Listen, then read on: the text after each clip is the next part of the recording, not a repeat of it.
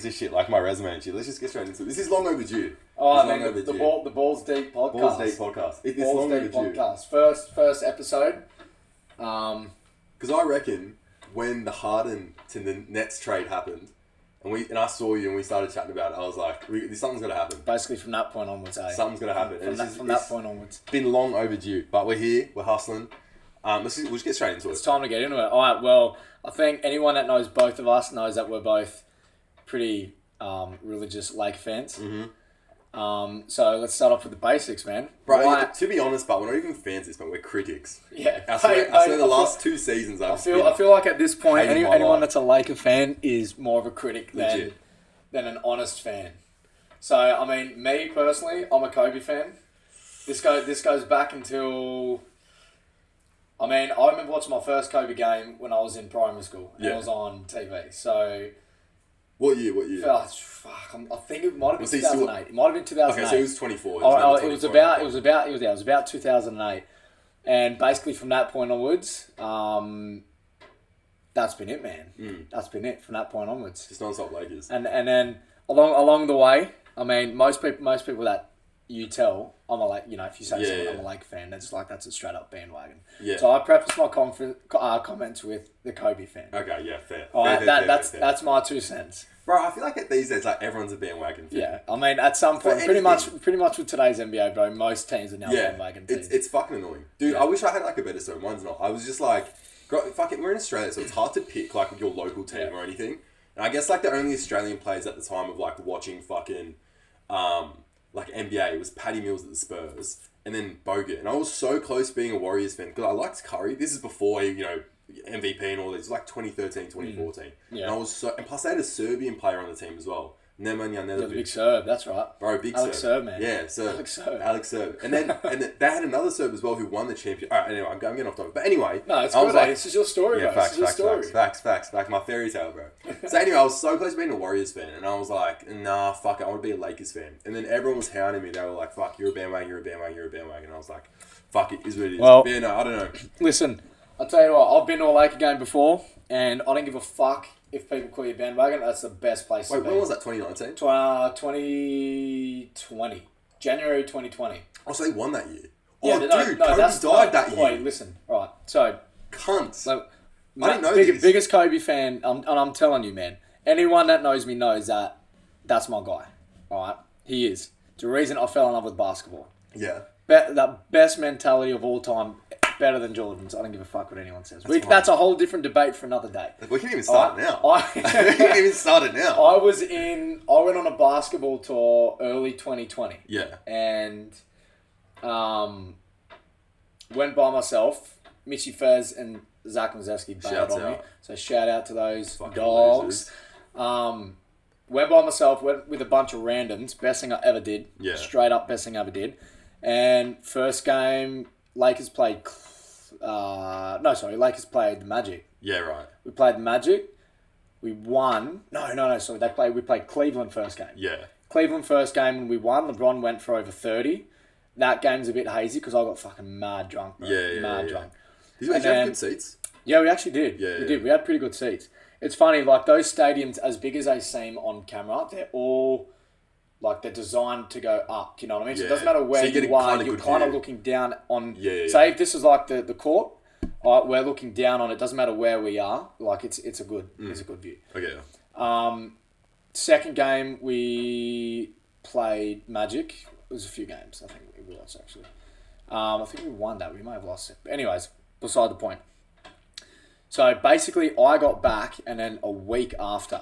Right. Kobe died. Because LeBron passed his record on the all-time scoring list the day before. Yeah, he did. He passed it in Philly the day before. And then Kobe tweeted him. Kobe was at the game there, man. Yeah. He might have tweeted him. But anyways, and yeah, man, I woke up that morning, I had like 7 people message me. Yeah. Read the news. Mum even called me Like, 100%. worst day I've had in recent years. Call me a drama queen, but that's a big thing, man. Bro, I think I was... That's a big thing. That's a big thing. Dude, yeah, bro, what a grim way to start this. Yeah. There you go. Anyway. That's so good. Anyways. No, bro, because I remember when he died, I woke up and my friend, funny enough, whose name's Kobe, messaged me. And I was no way. And he's like, in a helicopter. Yeah, like Kobe Bryant? And I was like, cunt, in a helicopter, what the fuck? And then I was like, it was everywhere. And bro, it was just fucked, because like a week after that, it was just non-stop. It was just non-stop, like, fucking cunts crying on TV, Shaq crying, Jordan crying. Man, I cried as well, bro. I was so close to it. I don't know why I didn't. I wore his jersey that whole day. Yeah, at least a few days after that. I saw people out in public, man, wearing them in this area. I feel like it was just, it was more so, he was just so young. He was like still doing so That's much. And yeah, that really is the worst part about it, man. Like, he literally retired, won an Oscar, went on to be this like beyond icon of basketball, man. He was like a businessman. He was going into that Jordan realm, but like separate from the shoes. Yeah. Oh, yeah. You know what I mean? Yeah, Jordan's still in the realm of basketball, affiliated with the shoes, the logo. Kobe was going like beyond basketball culture, kind of. I mean, he was kind of already on the verge of separating from Nike. Yeah. You know what I mean? That dude was probably in talks, but then he was going on storytelling, man. Who knows what the fuck he could have done? Anyway, so I forgot what the original point was. Yeah. Oh, wait, why we Lakers fans? Yeah, and that's right. Why we like fans? That's my reason. Kobe. Hold on, another big one actually is fucking. I guess deciding. I was like, what team had a Serbian on it?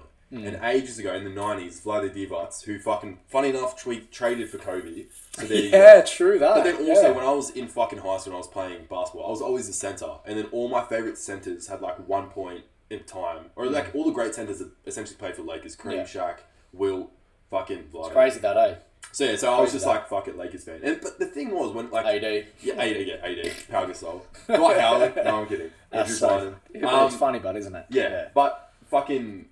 Oh, cunts will call me bandwagon, but I was like, cunt, we have Robert Sacre, we have fucking Ryan Kelly. Jordan Hill, man. Jordan Parks Hill. And fucking Xavier Henry. Man. Marcellus Huertas. I remember that team, bro. Wesley Snipes, bro. Yeah. Wesley Snipes. I wish we had Wesley Snipes. I know, bro. I know.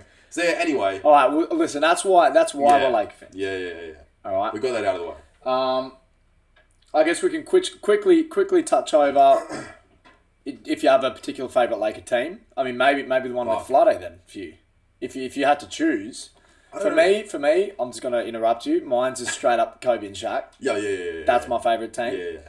All right, close second is Kobe and Power. Yeah. Close second is Kobe and Power. Those two chips that they won, Kobe and Power. You know what? I'm gonna go because really interesting. It's Kobe and Shaq is like obviously like the go-to. That's the one like that's a cliche answer. Yeah, it's cliche. I'm gonna go with like a bit of a weird one. Okay. The mid-90s Lakers. Okay. You have like Cedric Ceballos, Vlade, Nick Van yeah. Exel, fucking Eldon Campbell, all these cunts, bro, and they were just like, because it was like that period after the Showtime era. That was like great, wasn't it? Yeah. It was like an awkward era. It was like I guess I'm pretty sure they were still making the playoffs and shit, but it's like fuck, there's no Magic. Magic ended up coming back. Worthy retired. It was just like. This weird transition, but Nick Van Exel was like just the speediest motherfucker. I guess it was really all we had to showcase. But again, it was just like, it was kind of good because it's almost like what Cleveland, it's kind of what Cleveland is now, where it's just like, we're past the LeBron era. And obviously Cleveland's a lot better than those teams, but it's kind of like they were trying to form this new identity and separate themselves. How do we recreate ourselves after Magic? So it was kind of like that, and obviously it's nearly impossible, really. It was impossible. And they achieved nothing basically. But I mean, like Nick Van Exel's nowhere near Magic Johnson, but he was a fucking very exciting and fun player. But I guess Kobe, like and those 2000s teams. I mean, look, you know, I kind of feel like had they not built that foundation, though, they wouldn't have got Shaq. I guess the money at the end of the day got Shaq. Right, you know the Jerry West story. Met him in an apartment in Orlando, Florida. Yeah, bro. But listen, this is also in a dark room. I knew we were going to get this. Take everything Shaq says with a grain of salt. For sure. As much I've as I seen him love live, Shaq, and that much. I hate Shaq. For as much he knows nothing about basketball. He's a grown man child, bro. Literally, grown man child. I can't stand him on TNT, bro. He fucking. He can say some bizarre stuff. Way too many bizarre things. But I mean, look. If we're going to go off, maybe, and I probably should divert from the Kobe and Shaq, obvious, it's probably everyone's favourite Laker team. Even though we didn't compete, I really... listen, I loved the 2012, 2013 Dwight Howard, Steve Nash, Kobe, Powell. That's just more depressing than anything. And that was the year Kobe did his Achilles, right? Yeah. That was when Dwight was at the peak of his powers.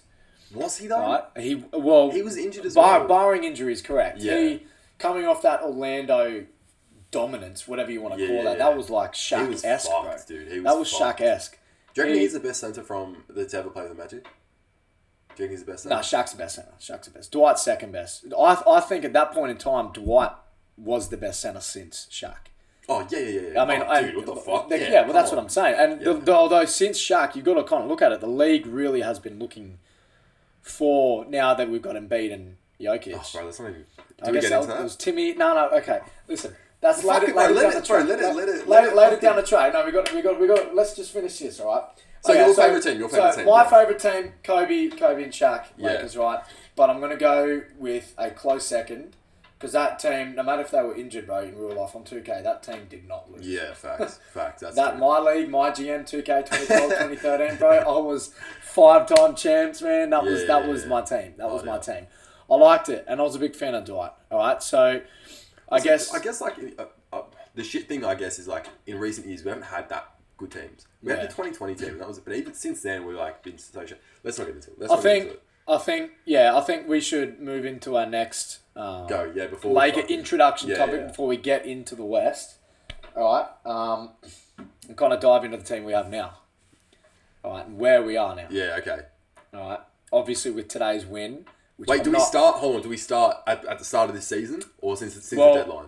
Where we are right now. Okay. Now. Because after this we're going to lead into the West. Okay. So we'll use this time as a bit of context for our team, right? Okay. All right. We'll make this a big How about we just forget the Westbrook saga ever happened? Okay. Yeah. Happily. Let's forget that ever happened. Where's fucking Will Smith with the Men in Black? I know, right? Happily. Yeah. Well, just give him a slap in the face, bro. Which Will Smith one do you want? Yeah, shouts out to Chris Rock. But, so February 9th, we made the trade. Yeah. All right, Rob Pelinka, GM move of the year. Bro, you got dates. Which it was. Dates. Feb 9th, all right, and trade deadline. Wait, was that when it was, when we made the trade? Holy fuck. Pelinka pulled off the move of the season, which it really was, to be honest with you, when you look at it. 3-team trade, Utah, Minnesota, Lakers. Yeah. We gave away our pick. We gave, obviously, Westbrook. We gave Toscano Anderson. Fuck him. Which was a weird pickup to start with. What the actual fuck? Yeah, who else did we give away? We gave away Damian Jones. Yeah. All right, got Bees. We got Vando. We got D'Lo. Yeah. All right. 3 players that we desperately needed. And that's right. Yeah. And then we signed Bumba. Yeah. We signed Bumba. 3 players that we desperately needed. Yeah. It's funny that we went from just being a literally third last in the West. Yeah. In a weaker conference. So really one of the worst teams in the league. To just catapulting ourselves into where we are now. I think we were because you can expect you can expect the Magic and the Rockets to be shit. But pound for pound, man.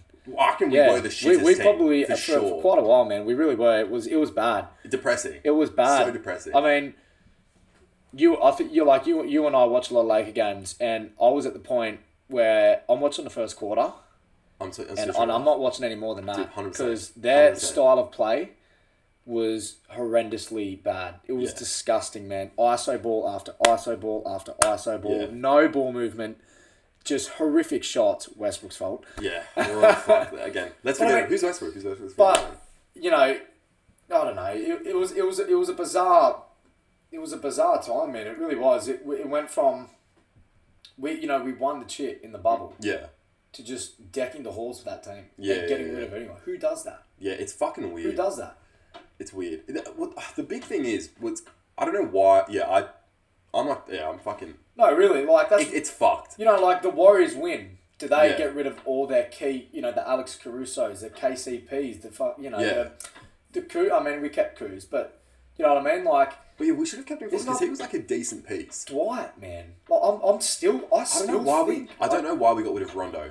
I'm a big Rondo stan. Not to say like Rondo was like dropping to it, but he like in terms of like a glue guy, in terms of like someone that fucking, it can hold a team together and is super smart and shit. Yeah. Bro, he was so key for that fucking that finals win. And I really feel like he was important for LeBron. Yeah, big time.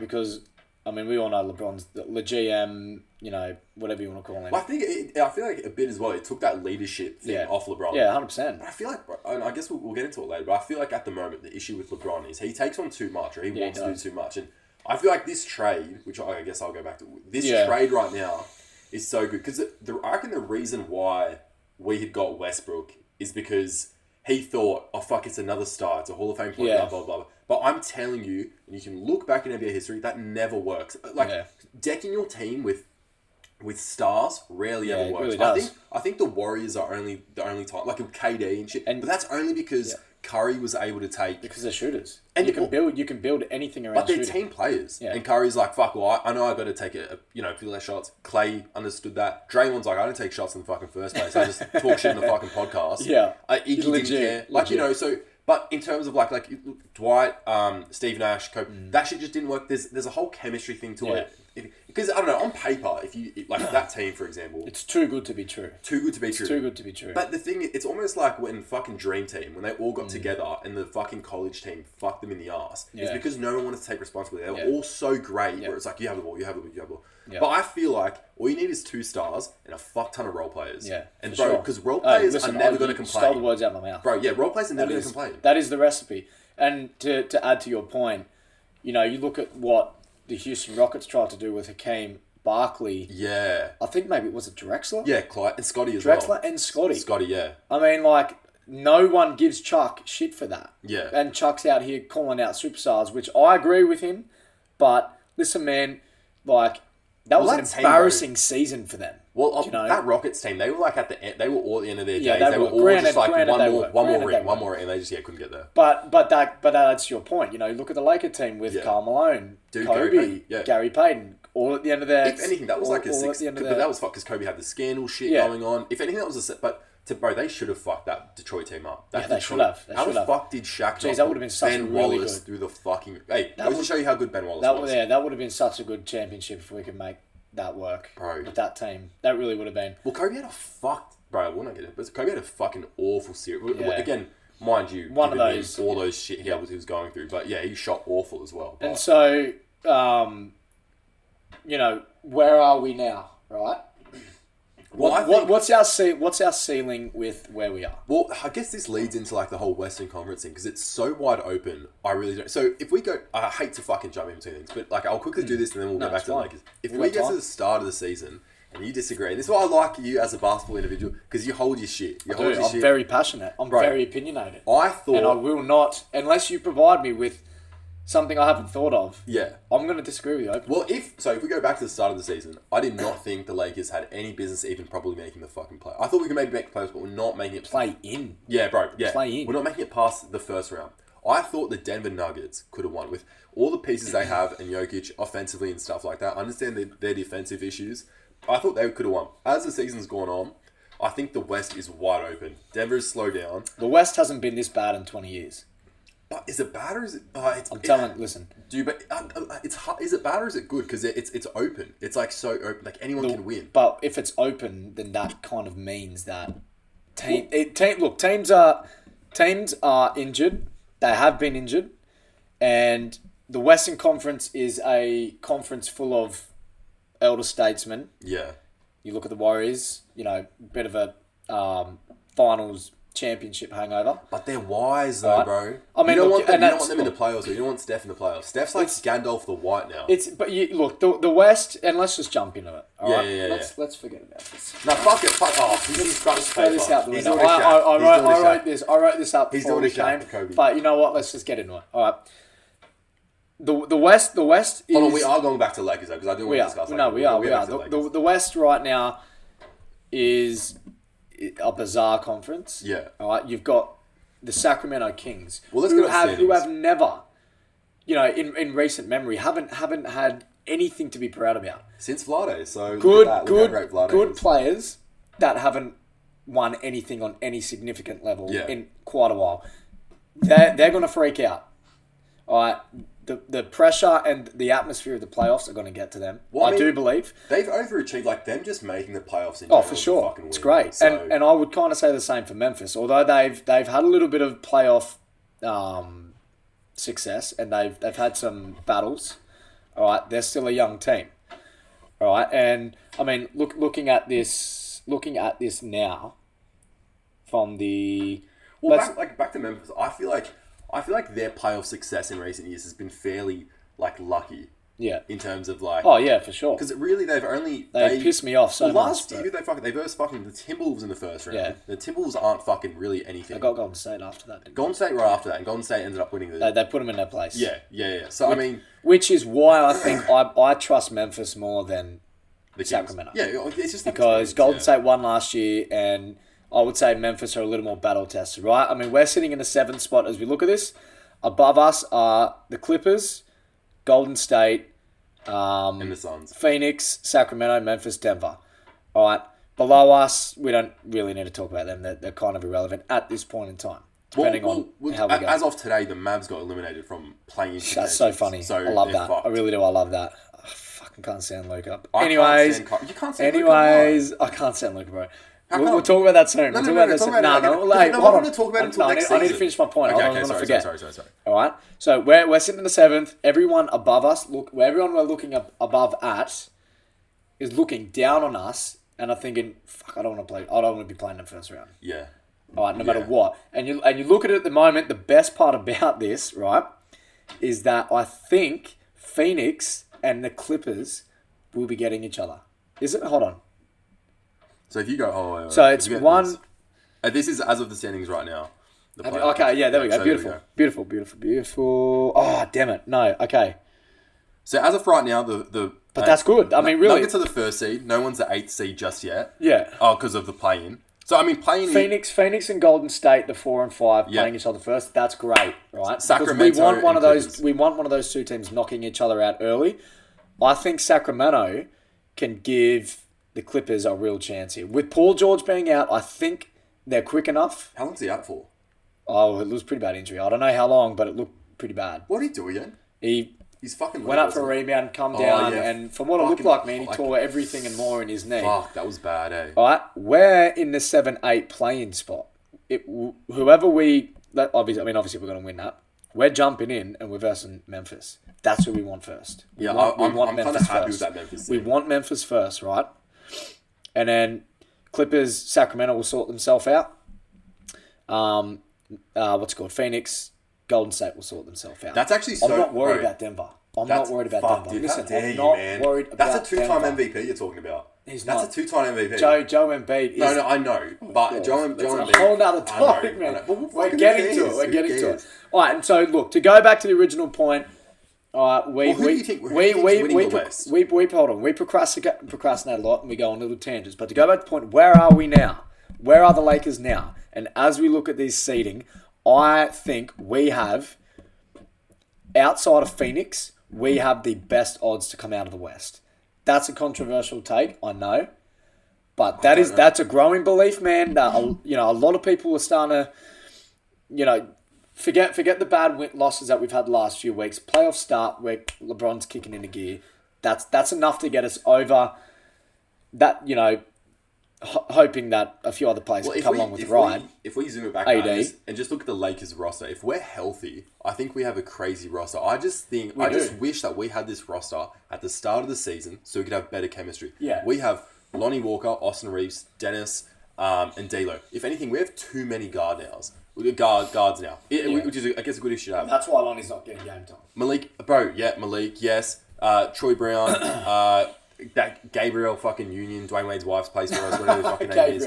AD, Bron, we have such a stacked team. I reckon it's definitely winnable. But for sure. And I think with... But bro, the issue is it all relies on AD. AD's made out of glass, dude. It's fucked. And he's when you're... Okay, I have to put it there. When he's healthy, he is by far the best big... maybe not... It's hard to say the best big. No, you're not wrong. He's insane. I wouldn't say that that's an incorrect thing to say. He's not the best big, but he's up there. Let's be honest. Because it's Jokic. Every time he's gone up against Jokic, he's putting on the bitch, bro. Shut the fuck up, bro. How come Jokic won 2 MVPs, bro? What are you on about? Jokic... Bro, you need to put some... Alright, fair enough. Bro, matchups, whatever. You need to put some respect on Jokic's name. I've had enough, bro. I've sleepless nights over this shit, bro. This is insane.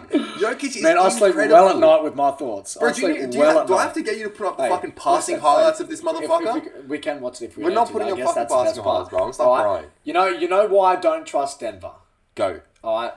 You know why Go. I don't trust Denver. Say it. Everyone wants to know. Everyone's been asking. Oh, they have. Yes, Everyone's been asking. Why doesn't Luke trust Denver? Go. Alright. So, they have the 2-time reigning MVP. The GOAT. Listen, while I'm saying, can you see if you can get up who they lost to in the playoffs last year? Do you remember? The Warriors. They lost to the Warriors. Yeah. What round was it? First round. Hold on, what round was it? Dude, the first round. First round. And we have a 2-time reigning MVP. Who did he have on his team? Who did he have on his team? Who? No one. He had no one. He had Aaron Gordon. Bro, Aaron Gordon is the definition of average. Aaron Gordon is the definition of 5 out of 10. He is. He's so average. He stepped it up this season, but he is arse. Jokic had absolutely no one. And look, okay, that's a valid point. But I don't think because they pull some really good wins out of their ass. Yeah. The Clippers in the bubble. Clippers didn't want to be there, but they come back 3-1.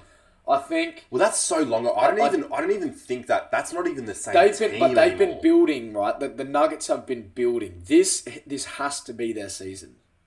If they don't make the finals, teams are going to come into the season next year thinking, dude, we have them on lock. Because if Jokic is having historic seasons, yes. Yeah. All right. Murray's back. They have some nice. But he's not himself though. But they have some nice players. All right. I think they need to play a little bit of a... I know this is another controversial take. I think they need to play a little different style of brand of basketball. Dude, they're off come playoff times. But that's the thing, Alex. 7-game series... no one can guard Jokic, seven-game series in the playoffs, teams can. You scheme around... You have... But he's that incredible. On one team. Dude, he's that incredible. He's so big and hard. It's hard to guard him in the post. You get him on the 3-point line. He can make that shot. Like, this guy's so dominant in so many different ways. Obviously, he's not fucking we have Bamba back, right? We have Bamba and we have AD. Those are two really good defenders Jokic that are going to keep him trouble. Bamba in the fucking rim. Not only that... He's eating him. Bamba is sticking bones, bro. Okay, what are you, Shaq West? Why are you fucking defending Mo Bamba, guy? Yeah, come on, man. That's a great song. That's why. That's a great song. But that's it. That's all Mo Bamba's known for. Yeah, exactly. All right, but... he needs to make a song called Nikola Jokic then. If we're jumping on his hype. There actually already is a song. Beyond it's in the works. Anyway, it's in the works. Alright, but I don't trust the Nuggets, man. I don't, because I feel like they're small as well. I don't like the fact that Jokic does everything for the team. I know they have guards that can create their own shot. Jamal Murray does some insanely good things. Alright, he's great off the dribble.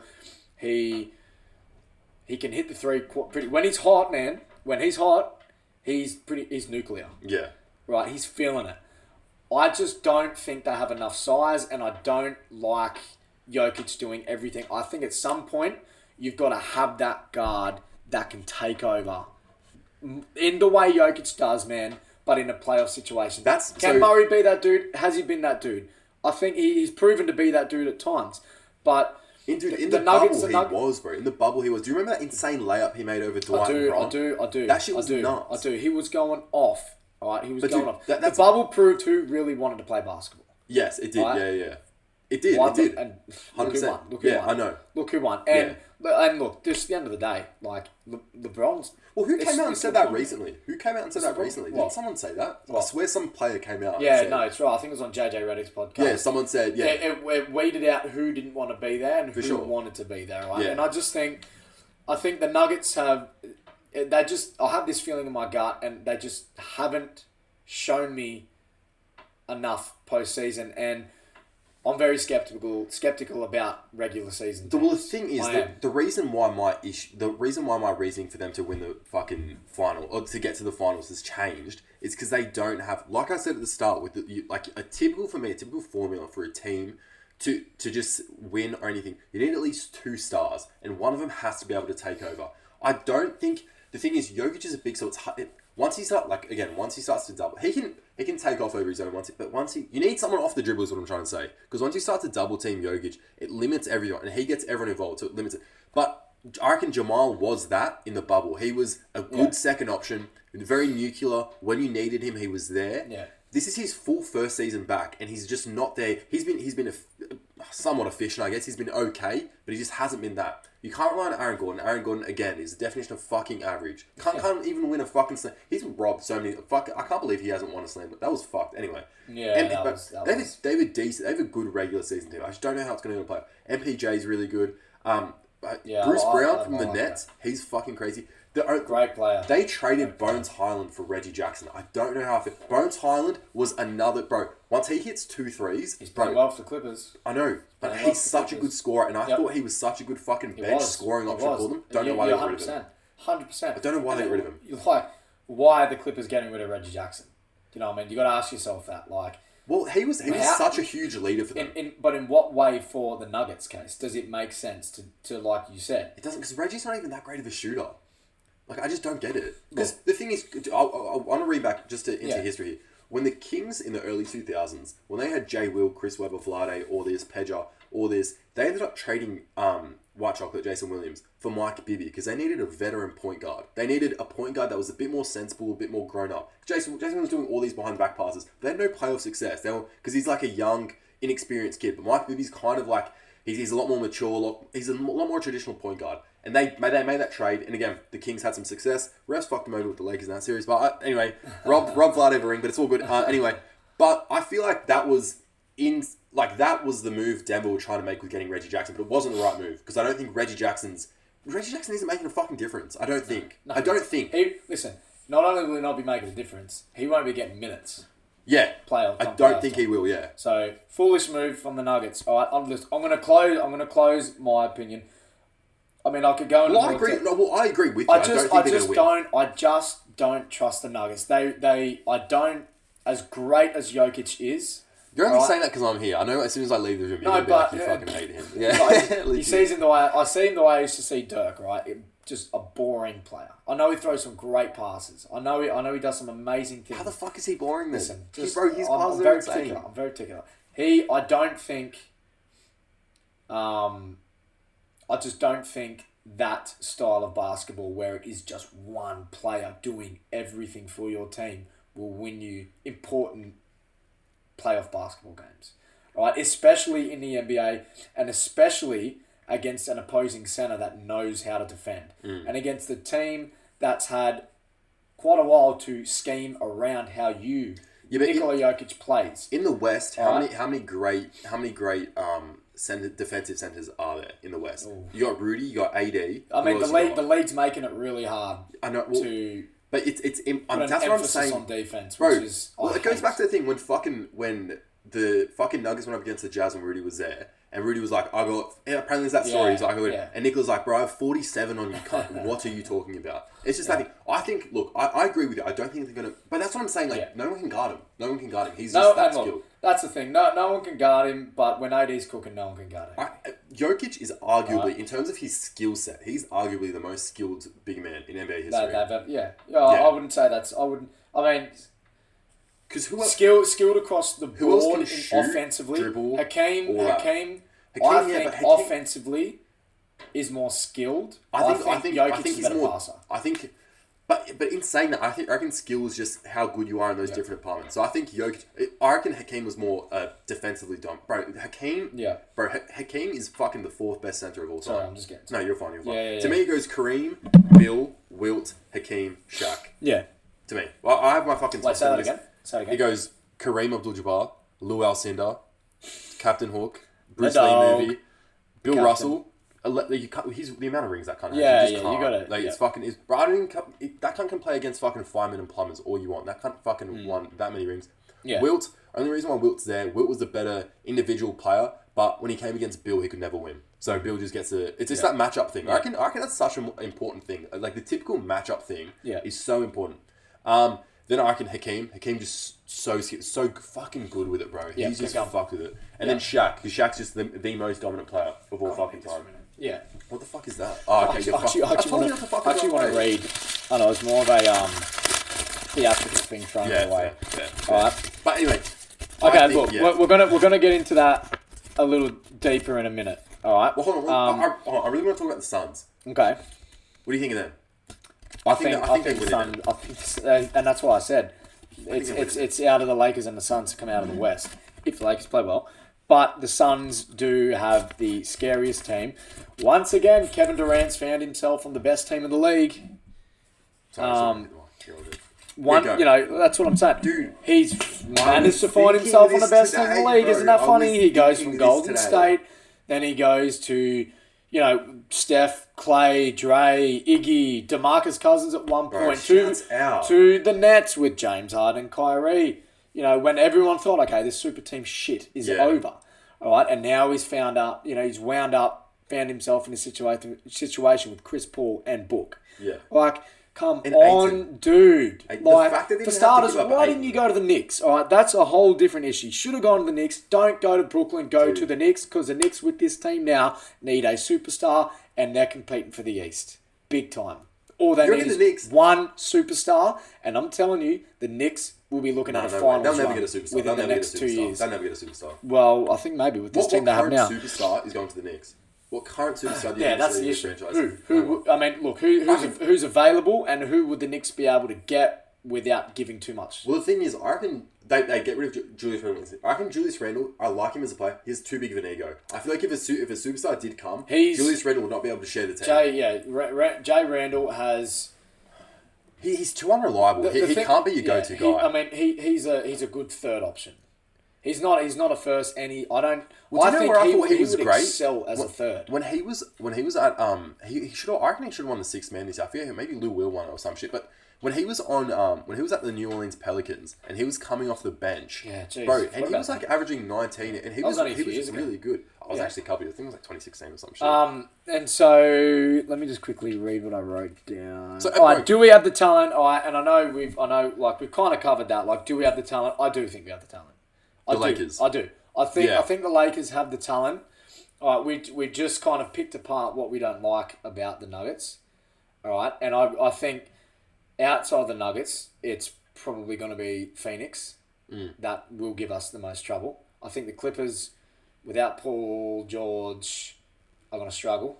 I do. Dude, the other day they fucked us. I know they did, but you got to understand, we were, like LeBron said, we were coming off a back-to-back. They didn't fly until 2 a.m. that morning. Look, you could just tell... Dude, did you see what it was? You could tell by their Lakers have the least back-to-back games in the league, and the Clippers have the most. I want to make a point. I want to make a point about the league and their issues at the soon. But you could tell, right, you can tell a lot by these, and these LeBron teams, by the way, LeBron seems on the court.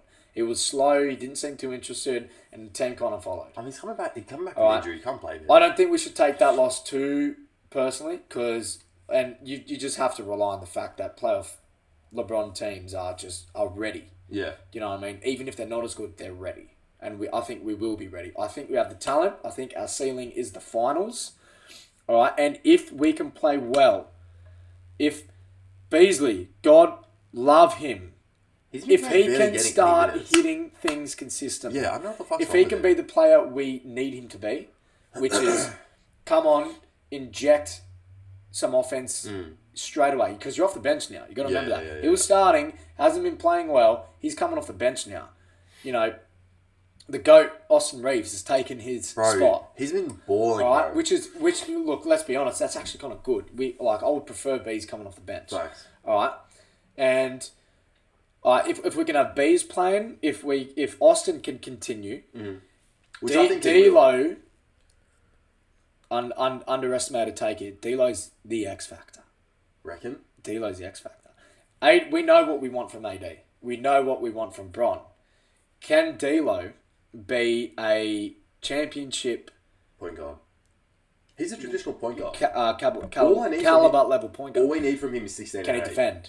All we need from him is 16. Is he going to be able to defend an abundance of Western Conference guards? That's the issue. He's not guarding Curry. I doubt he can't guard CP. That's right. CP's too smart. I don't think he'll be able to guard Fox. No way. Darren He's Fox, too fast. He's too quick. He's too good in the clutch. No way, yeah. He's sure as hell not going to be able to guard Ja. Yeah, fine. Definitely not going to be able to do, and that's because he stays strapped now. And so, fucking, he's cool, man. He went away for a few days and he's good now. Double. He's good now, man. Fuck that, no way. That's a whole other issue. Did you actually see how much money Or was it on that thing? I know, that was... That's crazy. Wait, I'm picking that up. Man, what was the name of that strip club, bro? I want to go there. I want to go... I want to go... Yeah. Did you go to a strip club? Hey, can you say that on the podcast? Blink twice. Okay. We'll just go with that. No, Rock. No, I'll cut that out. We're editing that. This is uncensored. Uncensored. Right. Sorry, sweetheart. Alright. Do we think D'Lo can be that player? I think he has the offensive talent. I think he has the mind. I don't think he's that player defensively. That might come to bite us in the bum at some point, which I think we might have the size to counteract that. LeBron will just take the role as the primary ball handler. I don't want that though. I don't want that. I know. But Rui, I can't believe we forgot about him. I love him. He's a fucking gun. I love him. He's killer mid-range shot, low arcing shot, off the dribble, hop step, bang, in. He's just incredible, bro. Yeah, love him. And that's what I'm saying. I fucking love him. And look, this is my point. I reckon he was such a key picker. I think I do. I think if we get into trouble in the playoffs, we have the size to if we are veering off in the wrong direction defensively, I think we have the size to put us back where we need to be. Yeah. Right, because you can play AD at the 5. You can play LeBron at the 4. When he wants to play defense, he will, and he plays it well. All right, we've got Vando. We've got Rui. And, I mean, look, you can put Reeves in there. Are you talking that big of a lineup? I'm thinking at some point we might have Against who? Well, there's a lot of firepower in the West. I know it's potential firepower. I don't feel like that line will ever have to come in place. No, but I'm saying we got the size. Okay, we can mix and match lineups how we please, but I'm saying we got the size. And I think, I firmly believe this, and I know you do too. We have to find a way to have Lonnie Walker make an impact. Because man, I'm telling you, I know Skip Bayless doesn't like. Lonnie spent all those years in San Antonio with that wild ass haircut. Yeah, facts. All right, if we can edit that in. Yeah, with the weekend type haircut. But like I don't even know, like a Christmas tree, whatever. Legit. That's actually that's a good name. He's anywhere at the draft where he just placed it on top of it. That you know what, we have to do a segment of the top 10 worst NBA haircuts. Okay, facts. Is up there. The worst NBA haircut. Carlos Boozer. Don't at me. The polished Carlos Boozer, bro. Oh man, why do I just think of Robert Sacre every time we say Carlos Boozer? Because they're just white, it's like brothers, bro. They're facts. They are fucking mad. But I think we need to find a way to inject Lonnie. All right, because he's great off the dribble, and I just love what I've seen from him this year. For what he is, he's a good shooter. I do. He's an incredible I love what I've seen from him this year. Bro, his vertical is insane. Look. Bro, there's this... When he was on the Spurs, they had this game against the Nuggets, and he jumped up and cocked back, and he got so high. And right behind him was the Nuggets bench, and they were all... I'm pretty sure Paul Millsap's in the video, and they were all like, holy fuck, dude, he's incredible. Bro, wait, I can't believe we forgot about Rui. Bro, that 6'7", 6'8" power forward, him and Vando's the same thing. So key. Bro, whenever I watch, fucking Rui doesn't complain. He gets offensive rebounds. Bro, he gets like a mid-range shot here and there. I'm telling you, it's role players, bro. It is role players. And look, and to play to that point, we look at Lonnie Walker. He's played 55 games this year. Yeah. Out of 82. That's minutes. How many minutes is he averaging? I see if I can find. Hold on, we got it right here. At the start of the season, he was averaging 16 a game. 23.5 minutes. He's averaging 11.8. That's a drop off. All right, that is a drop off. But considering what team this is, had he been playing the minutes that he was playing at the start of the season, continuing on, I would have expected that to be maybe up around 15. Or so. Dude, 15, 16 points. You're a third option. Westbrook was averaging 15.9, 16 points. So, don't know how. Lonnie, and then, okay, so hold on, let me just go over this. So, Lonnie, 1.2 assists, that's not what he does. That's not what he does, all right? 11.8 points speaks a lot to me. Yeah. I know it's not a lot, but that speaks a lot. Yeah. You got to look at how he's getting those shots. Where are those 12 points coming from? Watch his game and you'll see what I'm talking about. Yeah. He's great off the dribble.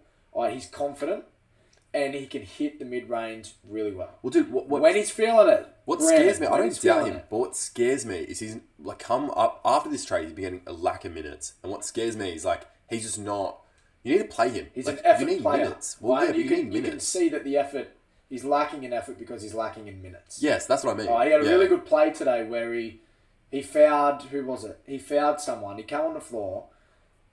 He made a really good defensive play. He got a block. And I think prior to that, he had a 3. I think. Only points of the game. Yeah. He only played 6 minutes. But that's what I'm talking about. Oh, He 6 comes on the minutes floor. isn't enough, He comes man. on the floor and he brings energy. You know, he's the type of player, come playoff time, I think it's going to be important. I think we need Rui. I'm with you 100% of the way. Real quick, just on Lonnie, bro, we're going to Malik Monk him. He's going to have a... Oh, we're going to lose him. Mitch It's what's Ferraro. going to happen. Wait, how much do I love Malik Monk? He's my incredible. favourite player in the league. I love him.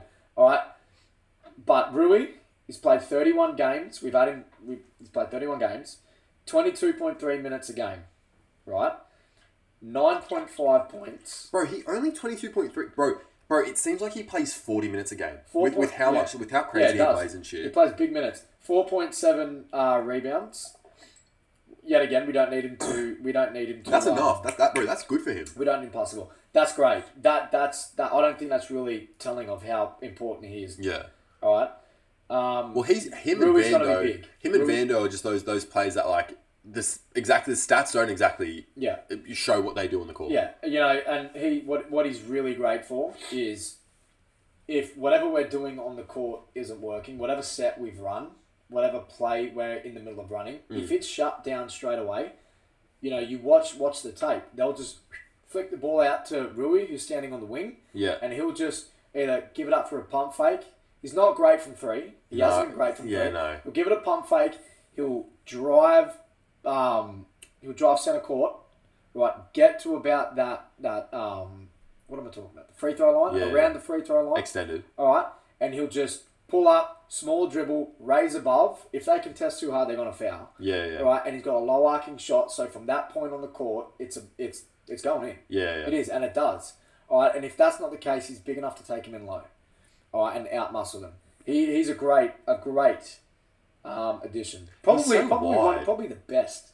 You know, when you like, maybe I'm just too excited. You're excited. But I love him. I really do. I love his game. Same. All I right? don't hate him. And, you know, we've got Vando. He's been an injection of defense. And, you know, I mean, let's look at this. 24 games played. 25 minutes a game. 7 points. 5 rebounds. 7 rebounds. Steals. I'm losing my mouse. 1.3 steals a game.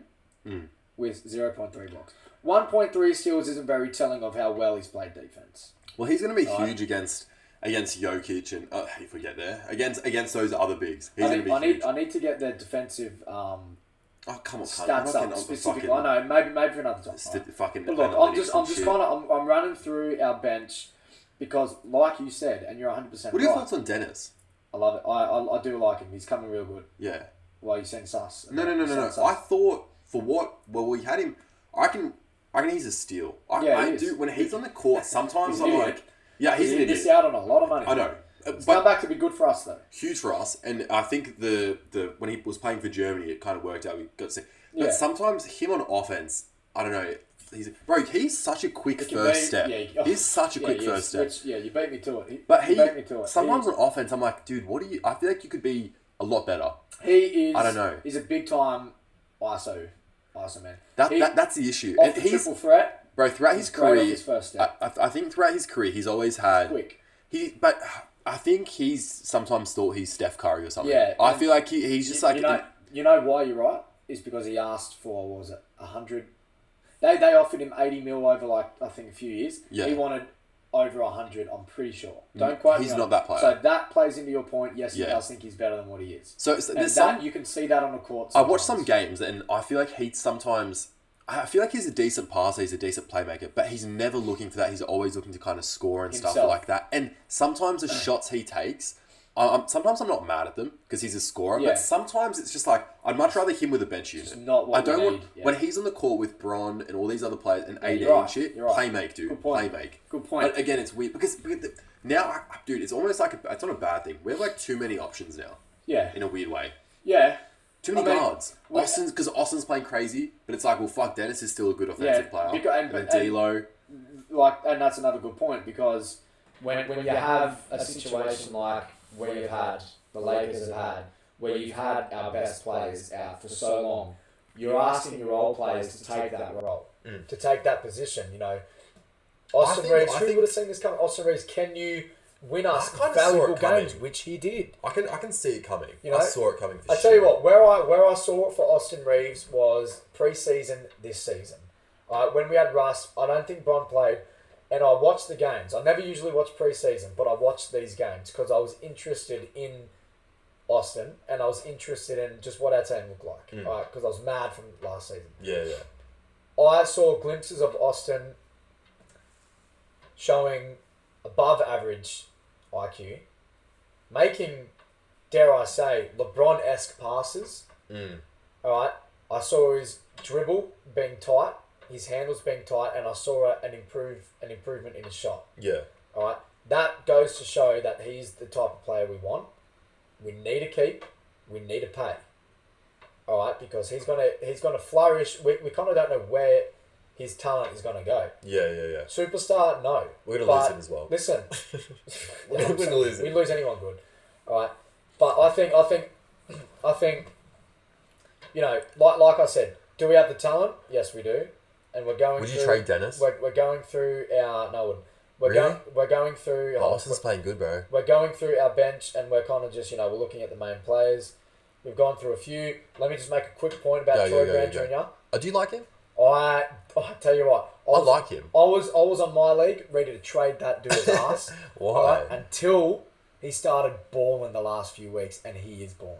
I reckon he's that role. Beasley. We expected Beasley to Well, dude, even when we had Westbrook on the team, I thought he was playing well, and he like a couple three. He's maybe a decent shooter. Maybe it's just my bias. I feel like he's a good small forward, a good even. He's a tall shooting guy, a good small forward option to have. Obviously, he's not going to get too many minutes behind LeBron. Even though he has, they've played him and LeBron. But bro, what's your ideal lineup for this team? Because that's my issue. And that's what I was just about to get into. Once again, stole the words out of my mouth. That's what I was about to get into, because as I'm looking at this roster, all right. We've got to look at who's going to be getting minutes. All right. Playoff. Oh, dude, Gabriel Union, whatever the cunt's name is on our team. Gabe Union, he's been playing. Yeah. He's been fucking doing all right. He's been doing his thing. For someone that I was expecting to be traded. Dude, what were your thoughts on Thomas Bryant before we traded him? Really liked him. Yeah, obviously I was weird on it. I knew we were never going to keep him. But you know why we don't need him? Because Rui's basically doing what he was. But dude, he was putting up 18 numbers. Yeah, he wanted to get 30 and 20 and shit. I think what happened with Bryant is that he was unhappy about AD coming back and taking his minutes, and actually went to the Lakers and said, trade me. I don't think the Lakers had any plans to trade him. He went to them and said, look, I'm not happy with this. This could be a big... in today's market, this could be a big payday for me. I need to go somewhere else. And now he's in Denver not doing anything. Yeah. Dude, that's the big thing. Massive mistake. He's on his Dennis fucking bullshit, where it's just like, I value myself way too much. And fair enough, bro. Talk your shit. Like, fair enough. Like, whatever, you got to. You got to believe in yourself. But, dude, you're an idiot. Yeah, but, big time. Massive. But, yeah. Big time. And look, I want you to look at this, because I want you to have a look with me and think. Let's have a think. Who's going to be getting game time here? Who's going to be getting minutes? So I think we'll play LeBron. Let's forget about these three. Yeah, okay. LeBron, AD, D'Lo. They'll be getting minutes. I expect Reeves, Dennis. Well, hold on. Is this a starting five? What are we doing here? No, not a starting five. But I'm looking at who I think will be getting the most minutes. But that's what I'm saying. LeBron, and I think that is going to affect the starting lineup, because. But I reckon, dude, between Austin and Dennis, Darvin, I feel like. He makes some mistakes too. Yeah, I know, but I can't blame him, because I'm like, he has too many options now. And that's the thing I think he'll struggle with. He has a lot of options now to create good lineups against different teams and shit like that. But I feel like there are too many options. I feel like I can never decide between Dennis and Austin. I feel like Austin's such a smart player. He does everything well. He can score. But that's what I mean. Why keep Dennis then? Because, dude, I reckon Dennis can sometimes be detrimental for us. Sometimes he has tunnel vision, and I'm just like, dude, what the fuck are you doing? And then, you're probably right, because then you think, what could we have got from him? Could have been... Because I feel like teams are still very keen on him. Well, he's still a very good player. You could still get a lot from him. He's a bizarre dude. He didn't play well with Boston. No. Came running back to, the Thanos moment. Brought you back to me. Yeah. Who's in the Rockets for a bit? Fucking sucked there. I mean, and okay, so starting lineup. Let's starting lineup. Let's answer that question. So all right? Let's go to the 1, D'Lo. Yeah, D'Lo at the 1. The 2 and the 3, I don't know. I think. Do you go Malik or Austin? You've got the reason you've got to go Austin is because he has been playing so well. He's kind of undersized. You do not want him losing steam now. Yeah, you want to keep him ball rolling. We need him. But that's what we fucked up with Lonnie. We fucked that up because he was rolling. Yeah. And now we fucked that up. Yeah. Big time. Well, that's right. That's exactly right. And I think that's what we shouldn't do. We shouldn't do that.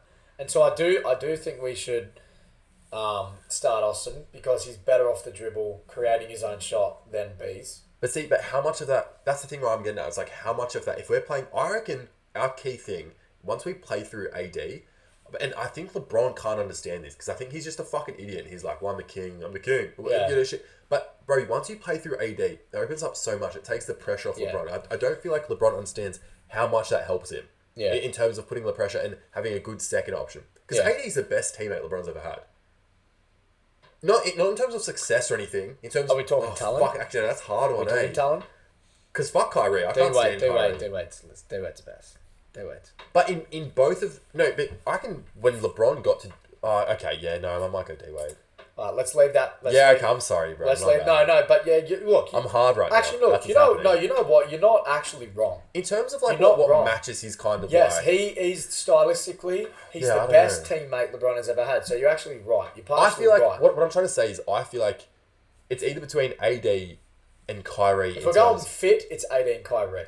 Yes, you're right. I reckon LeBron got AD at a good time in his career, and I guess AD's full of injuries now. But Kyrie, I reckon, was like the key, like both in their primes, whatever. But Kyrie's just a sookie cunt, and was just like, well, the Earth's flat, and I hate Jewish people, and so he just went elsewhere. Like he's a fucking loser, fucking idiot. But anyway, I know. All right, but back to and look, okay, so D'Lo 1.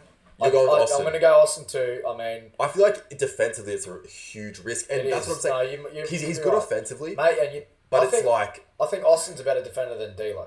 I reckon Malik's a better defender than Austin though. Interesting point. Okay, I need to watch that. Bro, that's not something I've actually been looking for. I don't think.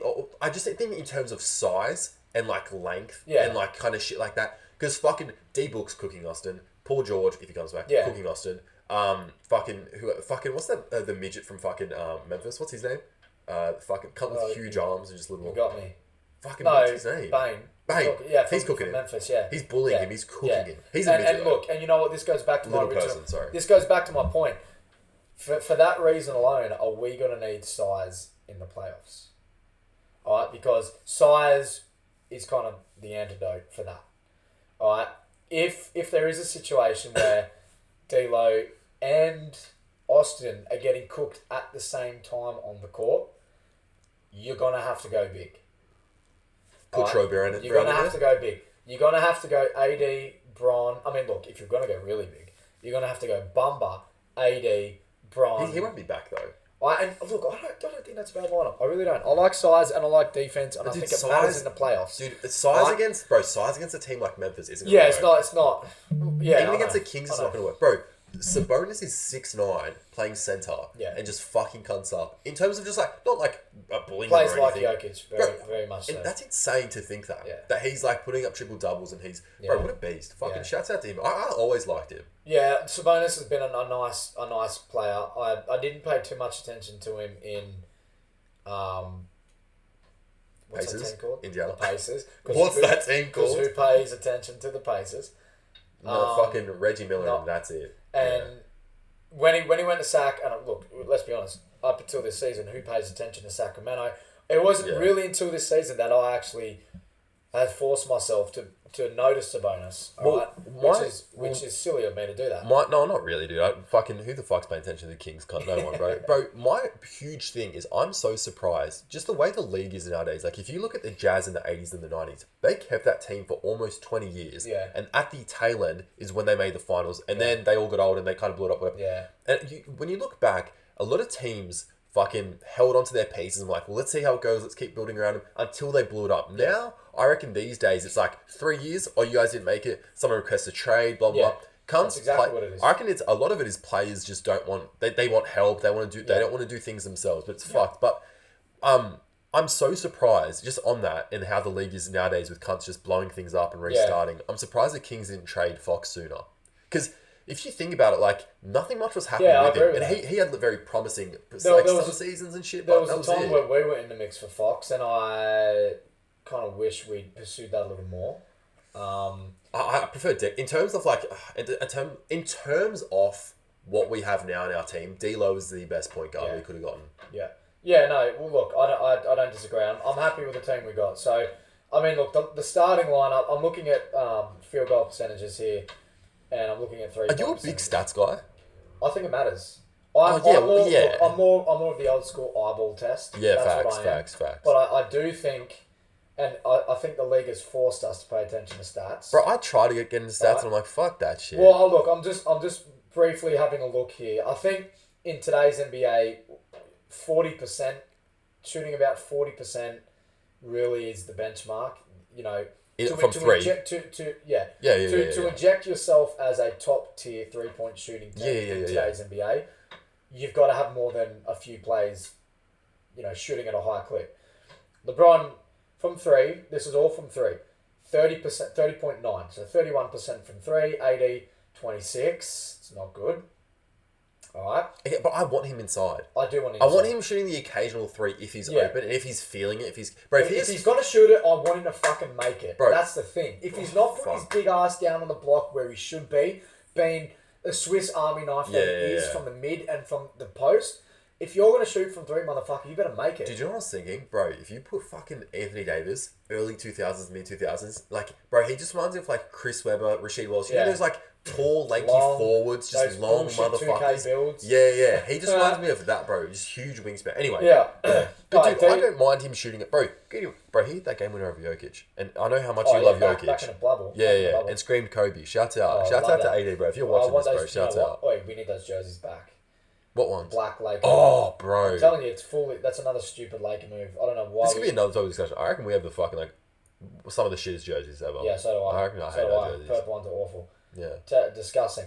D'Lo, 39.4% from 3. That'll do me. That'll do Wait, what's he shooting? 39? 39.4% from 3. That's good. That's 40%. That's good. All right. That's exactly right. Austin Reeves. Hold on. Austin Reeves, 39.4% from 3. Good. That's what we need. That's good. All right. Lonnie Walker, 36.3. He's not getting the floor though. He's not getting the floor. That's right. That's good. That's still a good clip. I would like that to be around the 38% mark. Dude, 36. Bro, 36. I'm falling asleep. Beasley, not happy with this. 35.1. Yeah, he's had a rough thing. He's up there as one of the best shooters in the league. Yeah, no. The last few seasons. Ever since the Lakers, he's been rough. He's been rough. That's right. All right, Rui 31, Vando. Okay, and Troy Brown Jr. 37.7 and getting better. Yeah, he's getting better. Keep that in mind. He's been shooting a good clip. All right, Mo Bamba 33. Interesting. Yeah, that motherfucker shoots threes. So we have the Like, that's another reason why I didn't hate the Mo Bamba thing, because like he kind of spaces the floor. I love so Mo I'm Bamba. like you can run interesting lineups with him. I had him. I drafted him on my league team when he was drafted a few years ago. I really like him as a center. I kind of expect him to be better offensively, but I think given the right situation, which this is, he might excel. We'll see. Given the time which he hasn't had. All right, so look, starting 5. I think there's only eight players really that we're going to be using consistently in our rotation. All right, which let's be honest, really are the players that we've been playing. Yeah. All right, where Darvin Ham has found his rotation. All right, it's just a matter of whether we can make it work at the next level, which I think we can because we've got LBJ. All right, and I think we have the shooting potential. What are your thoughts on LeBron recently? I just don't feel like he's been the same. Just from this injury, and he's just like, I don't know. I just feel like, you know what I think? I feel like he's trying to do too much. No, he's trying to do too much. I'll tell you what. I read a report the other day that the Lakers, although we need to win every game, and I've been a big believer in that. We need to win every game. There is a growing belief that the Lakers might have been choosing to not necessarily lose games, but let's see if we can lose this and see what happens, because they want to avoid Phoenix. All right. There is a situation if we go too high in the ladder. I don't think we beat Phoenix. Right, we versus Phoenix in the first round, which is what I looked at yesterday, and the Clippers were. Now Golden State are. That's great. And who are the two teams above us? The Clippers and Golden State. All right. Whoever is versing Phoenix in the first round are probably going to lose. That's great for us because that's one. Golden State, Clippers knocked out. Potential rivals, potential teams that can beat us. See you later. One less team to worry about. Look at the flip side. What if they beat Phoenix? Yeah. All right. That's a great situation for us. If we went all the way to the 6 and got, I think, Phoenix at 5th, we're going to lose that, I think. That's hard. No one can guard KD. No one that walks this earth can guard KD. I don't trust AD enough over 7 games, first round against Phoenix. So, but dude, I'd want them in the first round just because we're the healthiest right now. If we come second round, who knows if AD fucking rolls his ankle, who knows what, braids his hair too tight, who the fuck knows? Right? And so to answer your question, what I think of LeBron, I think he's the smartest dude the league's ever had. Oh, yeah. I think he's been looking at this more than I have, which I've been looking at it every day for hours on end. All right? I think he's looking at this and he's planned it. It's coming into fruition, his plan.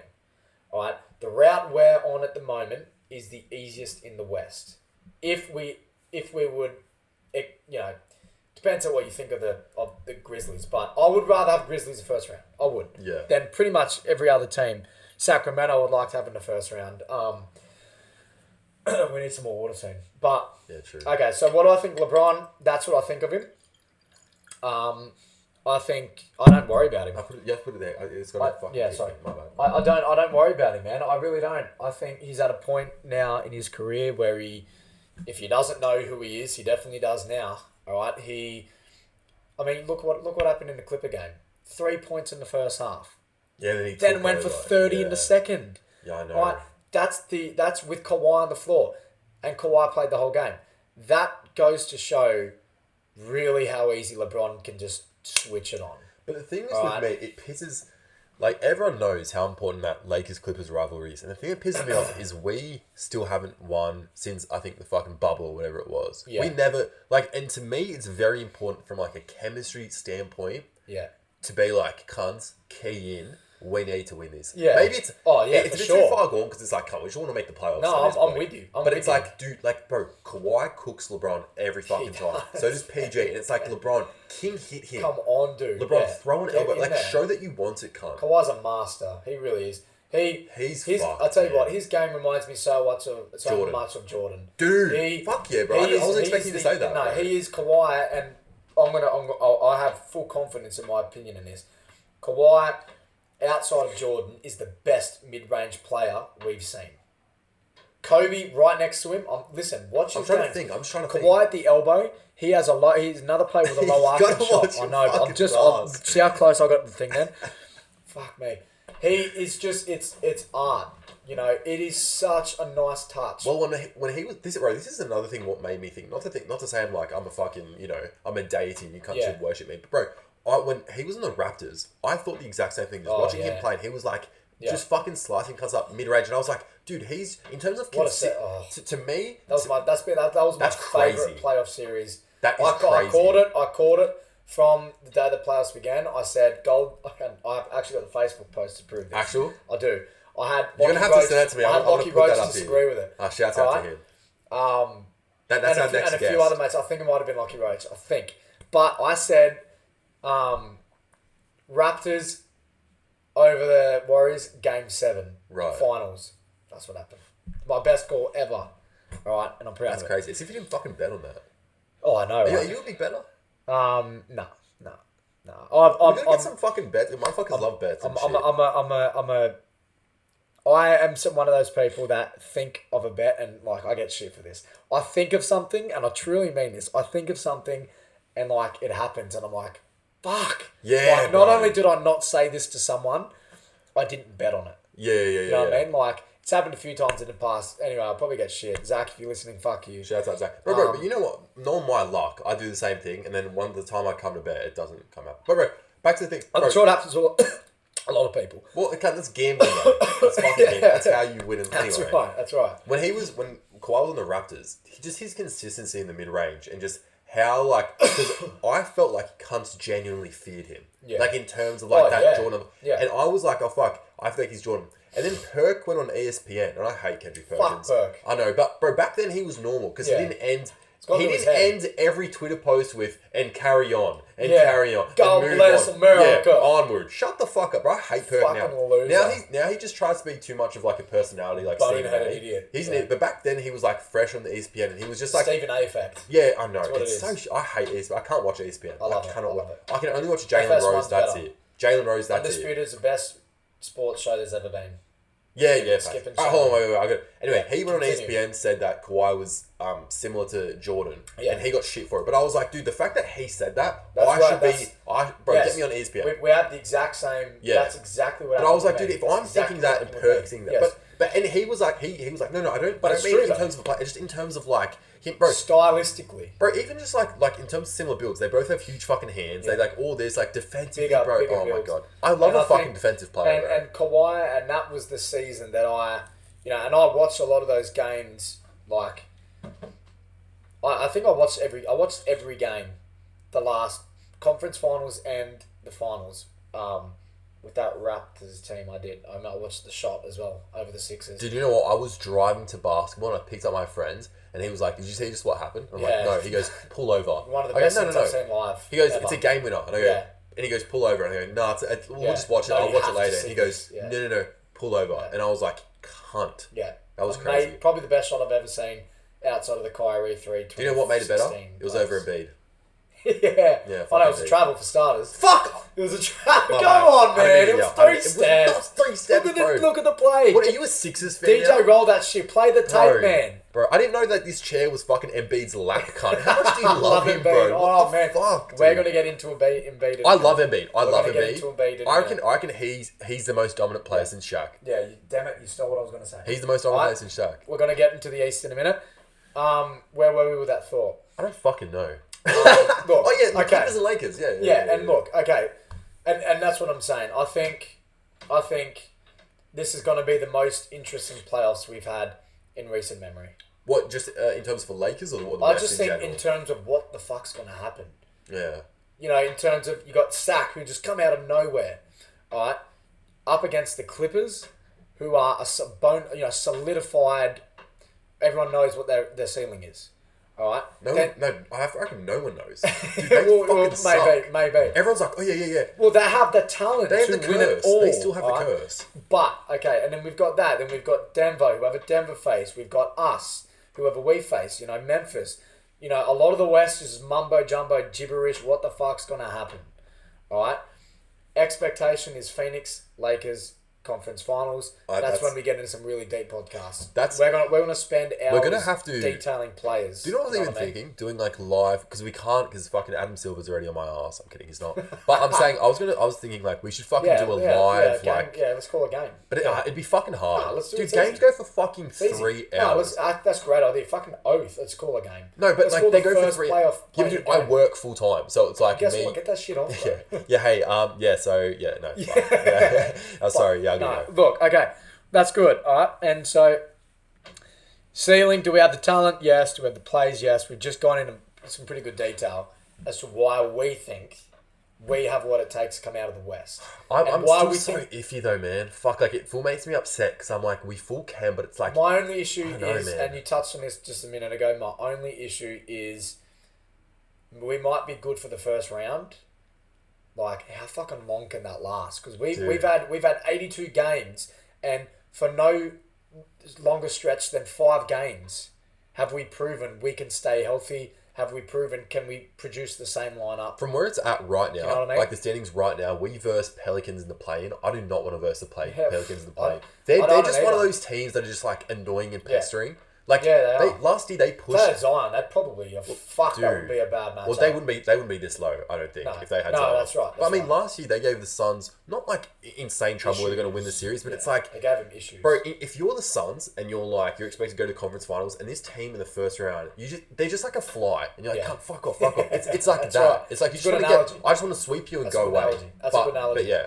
And so, all right, let's double down on how we match up against the Suns. If that's what happens, right? If we make it to the conference finals, do you want to make it super quick for you? Yeah. And go. Me, this is the just end. Let's go. Let's do it. Kevin Durant. No one can guard him. So you reckon I just think it's fucking so hard. Do you know what? He's like such an enigma, man. Phoenix have the team built to beat us. Dude, I remember watching KD against LeBron in 2018, and poor George Hill, bro, at the mid-range was just like this every time, and KD is just like, bro, yeah, fade, no, right. Bro, dude, 6'11", handle, I'll tell you shot. what. Bro, hey, you double him, D-Book, CP. I have never feared being, like I said, I'm a Kobe fan, alright? But I will never be... We've barely touched on the Suns. I feel like we've barely touched on the Suns. A part of me will die when LeBron retires. Yeah. Alright? Because I think a part of everyone, in terms of basketball, the league will never be the same. He's the most disrespected player in NBA history. The league, he is the most important player outside of Lionel Messi to soccer that basketball has arguably ever had. Really? Right there with Jordan. LeBron is that important to the league. They are going to really have to focus in on who the face. You know, not only player, like Giannis is a bit of a goof. LeBron is just an absolute... If you could make... And he has a lot of deficiencies, but if you could make... What, mentally? Yeah. He's an idiot. He can be. Oh, he caps so much, hey, yeah. Yeah, but if you can make...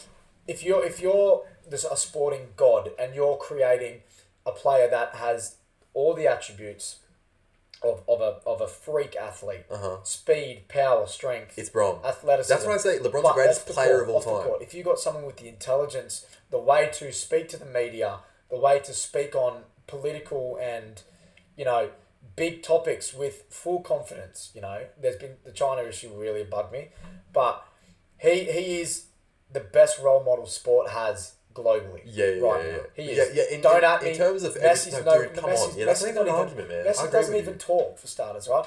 Does he even speak Conor English? McGregor's an absolute dumbass. Does he speak English, Messi? Fucking knows, bro, what that cunt's doing. What is he doing, bro? Honestly, he's just losing. Let's get him as a guest. Messi, bro. Let's get on a translator. Get on the balls deep. Balls deep, bro. Come get balls deep with you, boy.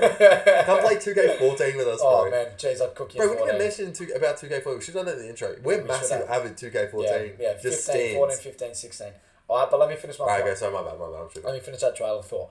All right, the league is going to suffer tremendously because who do you now entrust everything onto? Is it Giannis? I don't know. He's not even American for starters. I mean, let's be honest. Do they have to be? An American-based league is probably going to want its poster boy to be American. I don't think they have a choice, man. I don't think they have a choice either. I think it is Giannis. All right? And I think, you know, to circle in on your question, you know, where do I think LeBron is? I have no worries. I don't. I have not a worry in the world. I have spent a better half of my life watching him. Yeah. I've seen him in person. When you see this guy in person, is he big? Listen, you see him on TV and it's at an angle. You can't really see the size difference. Yeah. You know, when you're down on court level, low court level, you see the court. You see how wide it is. You see how much room they really have, and you see these guys. He has been sculpted by a Greek-like artist. By Giannis. He's been by Giannis. And Giannis has been sculpted by Kratos, bro. But he looks, it's a sight to see. It really is. Well, to be that big a move like he does. It's a sight to see. You can see the definition of his deltoid from the nosebleeds. You know, from the fucking parking lot. He has this aura around him. Like, you're actually like, it's in the air. Like, fuck, LeBron is here right now and I'm in the same area. Like, he's seen that hoop and I'm looking at that hoop. We're looking at the same thing right now. Like, there's a chance he could look at me and look away, but he's just looked at me. Yeah. Do you know what I mean? And never remember my existence, but he just looked at me. You know what I mean? It's As crazy. you're saying all this, LeBron's making an AVO against LeBron, if you're listening, bro, man, Luke loves you guys. Luke wants to fuck you. Shit. Listen, man. No, I fucking, bro, but that's what I'm saying, you know, and bro, the to league... your substance, bro, sometimes I just look up LeBron shirtless and I just look at that motherfucker. I was doing that with Zach last night. Bro, he's probably... I don't do it with another man. Probably I do it by myself. I'm getting worse here. Yeah, okay. What am I talking about? But Anyways. Why'd you get off your phone like you're going to show me? Because, no, it would have added even more weirdness. I'm just going to get off that. But look, I'm just saying, I have so much faith in him. I do. I have faith that he's going to be fine and he's going to be good. Well, I really want to get... And he will be, Alex. He will be. No, he'll be fine and he'll be great. Well, remember that thought and them in the Suns. But back to what you were saying about like the face of the league. That's so interesting. But I feel like why it can't be an American athlete or a player is because I don't think any American athlete or player in the league, at least the top ones, I don't think that any of them have the desire to be the greatest or any legacy. They don't really give a fuck about that. Whereas all the European ones... point to prove. Luka, Embiid, Jokic. I mean, Embiid's African or whatever, but like, international players more so. They have this understanding of legacy and they want to be great. And I don't think you can be the face of the league if you're like, was Allen Iverson ever the face of the league? I think he was maybe the closest to it, but like, did he really give a fuck about his legacy? No, you know why he wasn't? Because of what we're talking about. He brought hip hop. Yeah, very familiar. But he was David Stern kind of put him in the closet and said, "Fix your fucking game up." Yeah. Because you could be the face of this league. Yeah. Kobe. I would probably say Kobe was. All right. Well, Kobe face of the league, dude. Come on, what the fuck? Yeah. And that's what I'm saying. But AI, David Stern was so strict. AI changed the culture. You see him wearing his dumb shit now. That's because of AI. Bro, before but AI brought that flavour and that hip hop, and not before the AI. suits. How many players in the league had tattoos besides Robin? Yeah, that's right. The braids, man. The braids. Bro, you braids have the headband, white bro. kids, the baggy shorts. Bro, if you have white kids in the stands rocking fucking cornrows, you're winning. Yeah, that's exactly right. You're winning. You've made a thing. I think him and Curry have made, like, just in terms of culture, and they've fucking fucked the game. Not fucked the game, sorry. They've, like, made such an incredible impact on the game of basketball. And, who will be the face? I think Steph's too old. Yeah, too old now. I think KD's too old. Do you think he ever was? I feel like for a year he was. For a year he was. The league really wanted him to be, hey, we got this, look at this shiny toy next to LeBron. I reckon, bro, that's what I'm trying to get at now. I reckon the league has always just been like, oh, LeBron, you're the face, but like, oh. We're trying to find someone else. Yeah. I reckon now that's what it is. At the end of the day, it's like, no, he's out. That's why I think he's the most disrespected player ever. He gets tons of hate. He basically exceeds all of his expectations, but it's still never good enough. No player ever gets hate. Once LeBron retires, I reckon even once he passes away, dies, people still won't. Oh, for sure. They'll always be, but he was never this, but he was never Jordan, but he never won this much. This will be a conversation people have until the end of, like, he will never. The issue to the end of human existence. The issue with me and people's thoughts on LeBron will never have his own career or lane. He'll always be like, oh, he's not his Magic. He's John. He'll always have these comparisons. He'll never be appreciated for who he was, and that's what pisses me off. I think, who can the league, I think Ja Morant's just maybe butchered that. He's fucked it. But then again, Kobe came back from the rape case, so I don't think it's out of, for now. That's definitely not the case. The thing is, I don't think Ja wants to be. The issue is, I don't think Ja has the personality for it. Dude, but these motherfuckers just don't want it. Like, it's so, like Giannis wants to be great and he wants to win and be loyal and shit like that. Giannis will be the face. And I think Zion... No. They're alright, but that's what I'm saying. I'm kind of reaching and I'm cherry picking here. I'm thinking outside the marquee teams. And let's catapult this topic of LeBron into the next phase of this Lakers conversation before we go full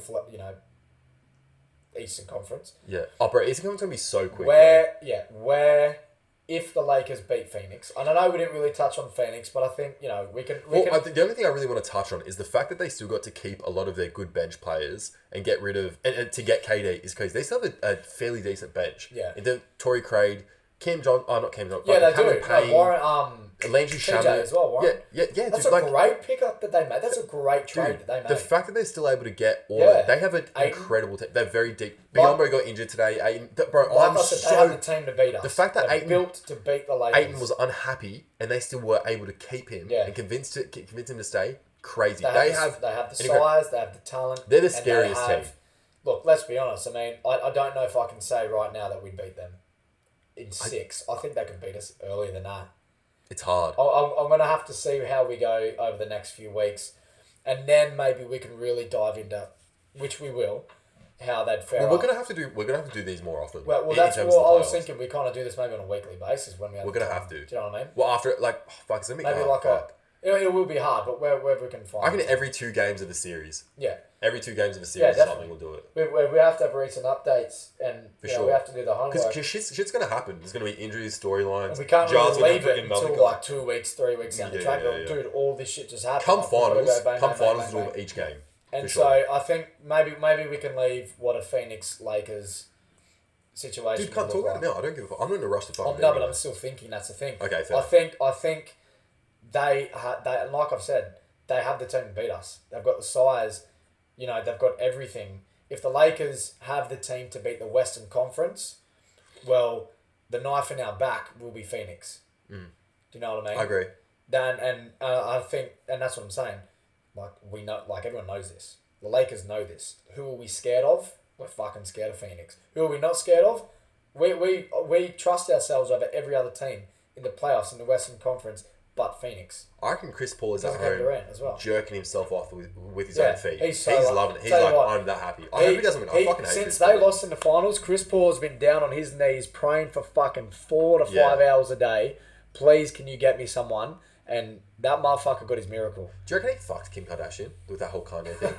Do you reckon he did? Reckon? Kanye is a fucking Fruit Loop. Could you imagine him behind Kim K's eyes? Just like holding up like that. Oh, dude, I know, right? So funny. There's no way. You have to be like 10 inches to get into that thing, bro. What if CP is just packing? He's probably packing. What if he is? Bro, that's crazy. I'm thinking about it now. We're getting weird. This is the Balls Deep podcast. This is the Balls Deep podcast. I kind of like it. All right, anyway, yeah. And okay, and now let's move this into what happens in a perfect situation. What happens if the Lakers get to the finals?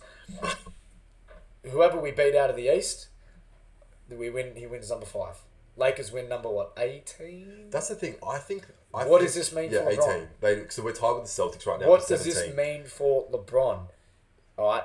Dude, that's the thing. This cunt can achieve anything in his career. It'll still never be good enough. But for me, what it means for me, he needs it. In terms of just like, I feel like his clarity. Because the only thing at the moment that's like... He's never needed anything more than this. He's needed his whole career. It's his finals record. Yeah. That's crazy.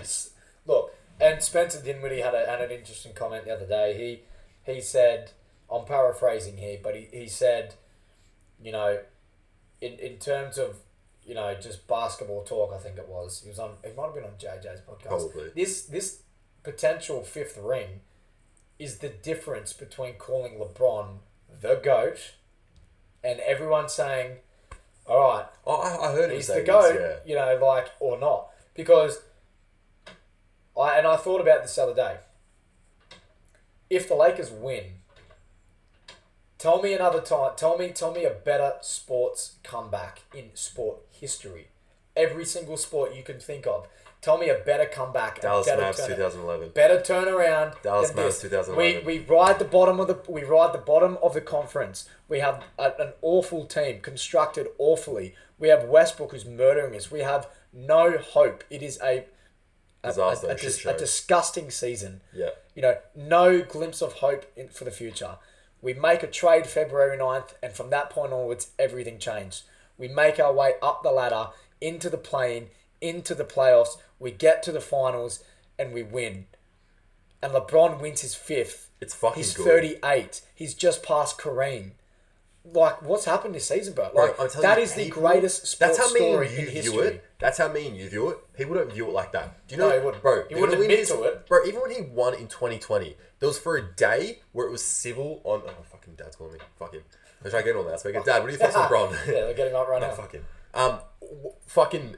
There was a day after he won his championship where everyone was like, oh yeah, mad, cool, Eshays. And then the day after, well, it's not 5, well, it's not 6. That's bro, once he wins this ring... Not a day, bro. 5 minutes. Bro, we'll skip Bayless. I fucking can't stand that cunt. I'm really spinning that cunt's face. You know what? I love him, but he pisses me. I don't. I reckon he's so disrespectful. He is. Oh, yeah. He's fucked. But the thing is, Skip's built his career off this. He's smart. I know. Well, yeah, right. That's the whole ESPN thing. Yeah. It's the whole ESPN thing where it's not... Skip will give LeBron an emotional monologue send-off when he retires. I don't think he will. Skip's career will He's got to hold that character. He's got to hold that character. He'll find but the character's gone now, man, because the villain for him's gone. But anyways, I think what does this mean for LeBron if he wins number 5? In the fashion and in the way the Lakers have come back and won it this year, if there's ever a doubt, it's 5's not 6, but let's, come on. 3 different teams. I don't think he'll ever get to 6. I don't think he'll get to 6. 3 different teams. But that's the thing, bro. What are we doing? We're comparing him to Jordan. Can't. We are comparing him to Jordan. It's fucked. In my opinion, I never think he'll be Jordan. Look, in my opinion, and I think Kobe is in this conversation as well. I would like to dedicate a podcast to Kobe one day. All right. But Kobe, in my opinion, is in this discussion. He is. No, what's he Kobe, really what's is. Kobe yours all time? Kobe's my favourite all time. No. In terms of like basketball players of all time. Thing is, I can't let my heart get into my logical thinking. All right. Kobe's it is between the 3. It is between the 3. Oh, really? It is between the 3. It is Kobe, it is Jordan, and it is LeBron. Kobe's my from 6 to 10. No, Kobe. My heart puts Kobe number 1. A little bit of my head puts Kobe number 1. All right, but what better than Jordan? This is such a controversial topic. Kobe. Well, let's talk about because bro, this is gonna fucking. Kobe's more skilled. Kobe's the most skilled player we've ever had. Are you an idiot? Listen, what? I know he based his game off Jordan. I know he did. Wait, skilled are you talking in every facet? I'm talking, down to the minute level of listen, I've spent a lot of time watching, It's LeBron. LeBron is the most skilled player. I'm talking skill off not. How do I explain this? I think, Kobe's footwork, Kobe's attention to detail. Right. On the offensive side of the ball. Okay. Right, is so pivot here, bang, bang, bang. Getting him up at this point in time. Prime example. He once said that. Is this the guarding Allen Iverson thing? No, he once said that. In on the topic of players manipulating rules for fouls, aka James Harden, he said when he played, he figured out that there was a spot on the court where all 3 refs aren't able to see where you are, so you can get away with hand checks, you can get away with an extra foot, an extra step, and the refs won't see it. It'll be on the camera, it'll be on the highlights, but it's too late because you've already called the bucket and he's made it. All right, how do you figure that out? That's not just a regular foul. That's a dude. These 3 people aren't seeing this at the point in time that I do it. That's hours of footage watching to make sure that when you do it at that particular time, it's gonna work. No, I get you. All right, out of the post, his footwork, his. I mean, look. I'm thinking of so many things. It's hard to really get it all across at once. I'm not. I think he's the most skilled player of all time. I do. I think Jordan's got the basics. All right, Kobe. He's not the most skilled player. Kobe's. Well, tell me who isn't. LeBron. Plead your case. Dude, LeBron does everything. He's skilled in everything. Bro, he does everything. But I wouldn't say that's specific to skill. Kobe is the most finesse, it's beautiful. It was amazing. No, you're talking about his game, but it's not skill. It's not skill. Who's a better passer, LeBron or Kobe? No, listen. But that's skill. We're talking about 2 different things here. But if you're talking about love of the game of finesse and shit, probably Kobe in terms of But in terms of overall. But that's just your favorite because I think for example, I think D Rose has such a incredible weird no one can ever copy his game. The way he moves and shit is so stiff and quick and finesse. He has this one game winner against the Bucks where he trampolines. Bro, he jump stepped, but bro, he stepped back, but it was so rigged and yuck. No wonder he done his ACL. I reckon he's the best finisher in ever. Him and Kyrie. Anyway, bro, let's fucking move from this LeBron Kobe shit. Let's do a Kobe podcast once because I'm gonna tell you why he's not. Okay. Your bias is getting there, and I love you, and I love Kobe as well. I am biased, and I'll admit it. It's fine. And I think a 5th championship. Okay, this does deserve its own podcast, but a 5th championship, in my opinion, officially stamps it. Sorry, Jordan. This is too much craziness with LeBron. At the same time, I think he's the most unlucky player to lose championships. Dallas, they lost. I mean, come on. That was just fair and square. He took Golden State was, Steph, Clay and Dre 6 games with Matty Dellavedova as a second best player. Bro, put some respect. Why do you think Sacramento as a 3rd seed now? Because of Matty Dev. Look, it's well known. Everyone, and even I've heard Steph, Clay and Dre talk about this. like they know if Kyrie and Caleb were on that team, 2015. Yeah. LeBron Oh, wins. dude. Yeah. All right, he won the 3-1 comeback 2016. The Warriors then gained, Kevin Durant, impossible to beat. I take it with a grain of salt, I really do.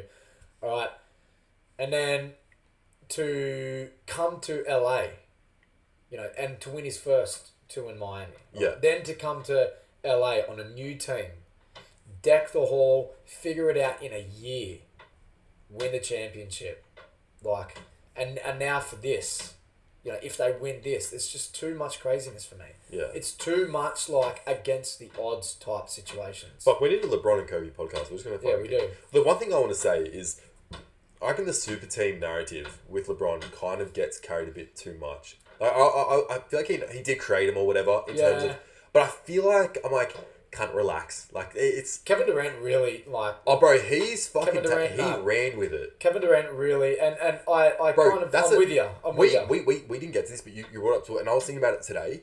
When he is also, and he came out the other day and was like, "Oh, I don't give a fuck about legacy." That motherfucker, bro. You crave to be indie so bad, you crave to be such an individual so bad. Shut the fuck up, bro. He's like, "Oh, I don't really care about legacy." Cunt. Yeah, you do, bro. Yeah. If you give a fuck about what Charles Barkley's saying about you, he responds to everything anyone ever says. He is about so him. insecure, and it's fine, dude. Like they're talking about it. It's so fine to me, but just dude, just be in love with yourself, bro. Steve Kerr made a comment on Bob Myers' podcast the other day. I listened to it.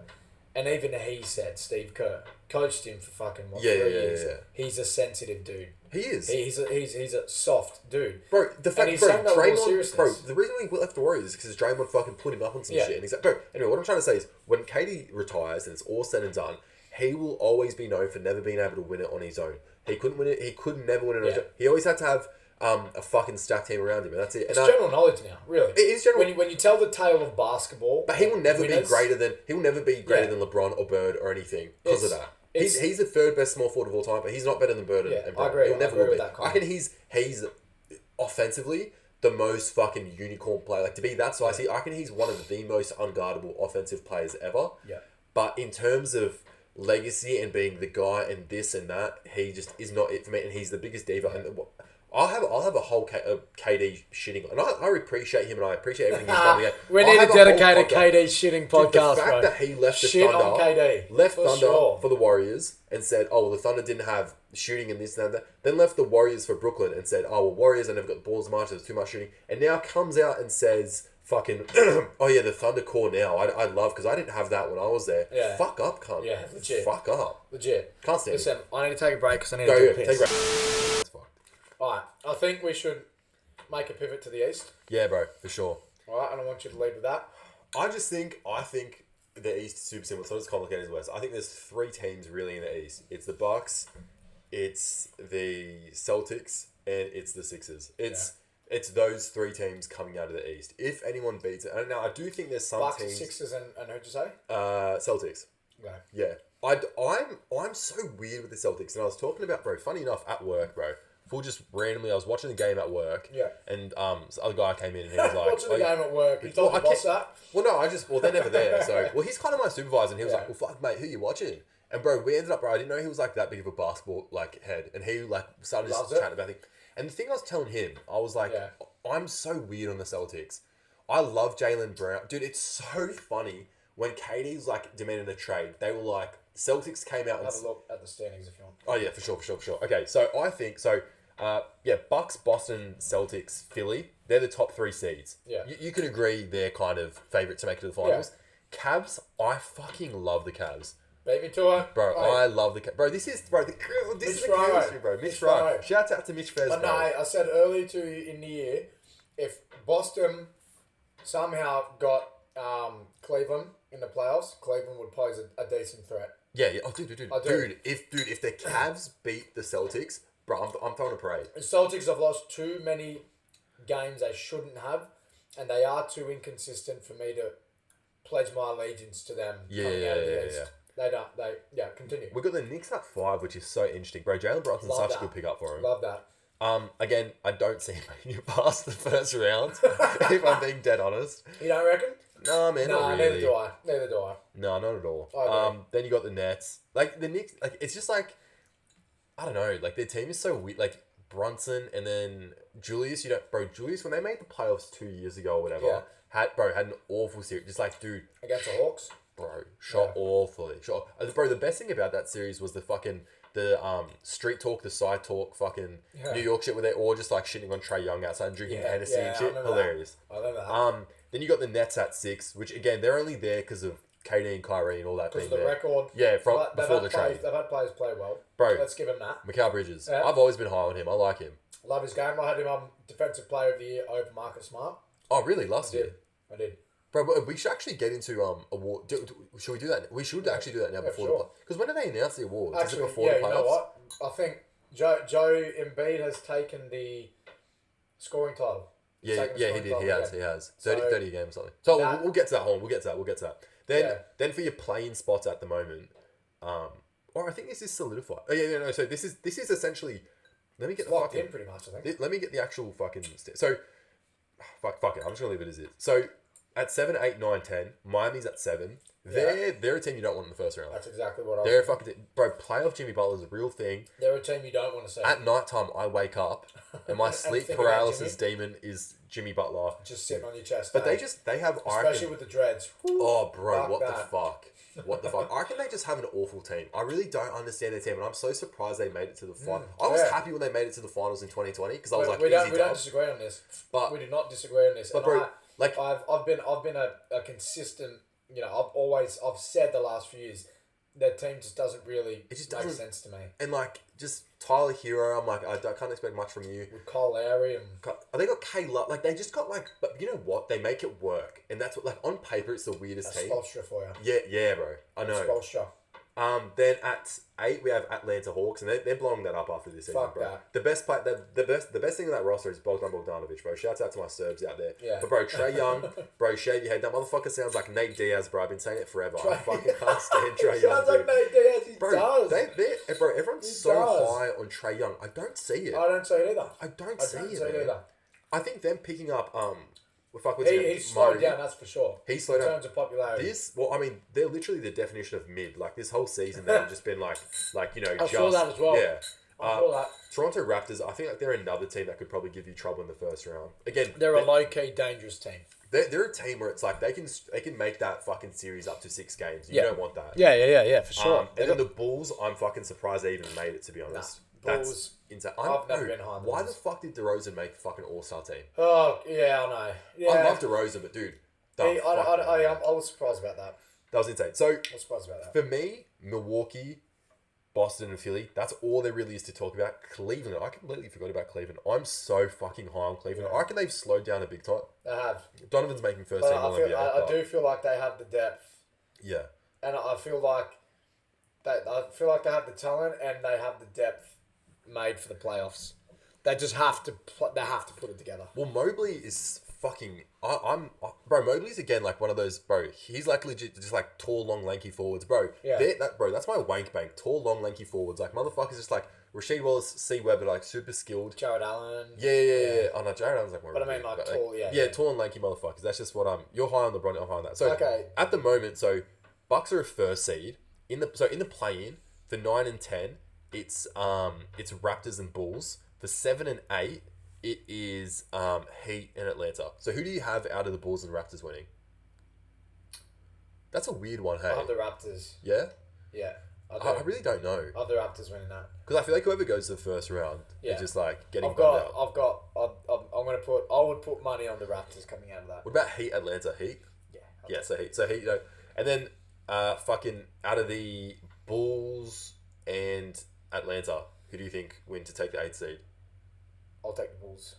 So Bulls and Bucks, we agree. Bucks got all right. Yeah, So Bucks essentially demolish that. So then, what we think out of the playing results, we think Bucks, Bulls, Cleveland Knicks, Sixers, Nets. Then it is Celtics and the Heat.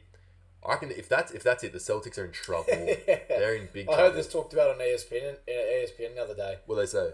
Pretty much what we just said. Fuck yeah. See, analysts, bro, hire us ones. I think, and this is my issue with the Celtics. You know, like they have players that are, you look at Jaylen Brown and Jason Tatum. They're essentially the same position. But you know what? People make something like that, but it works. It does. It works. They're a bunch of players kind of put together. That works. That theoretically kind of shouldn't work. And I think at times that makes itself evident. Yeah. The turnovers are bad. Yeah. It was hard watching them play in the finals last year. Well, dude, last year they really make some bad decisions. Well, they turned with the ball. Bro, dude, what fucking don't even say that. That was such a shit series to watch. But dude, after the All-Star break last year, they just turned it around defensively. And then I remember Bill Simmons being like, they're making the finals. Like, what's this cunt talking about? And they actually did. And I was like, what the fuck? He's a G. Yeah. I love that cunt. He's a G.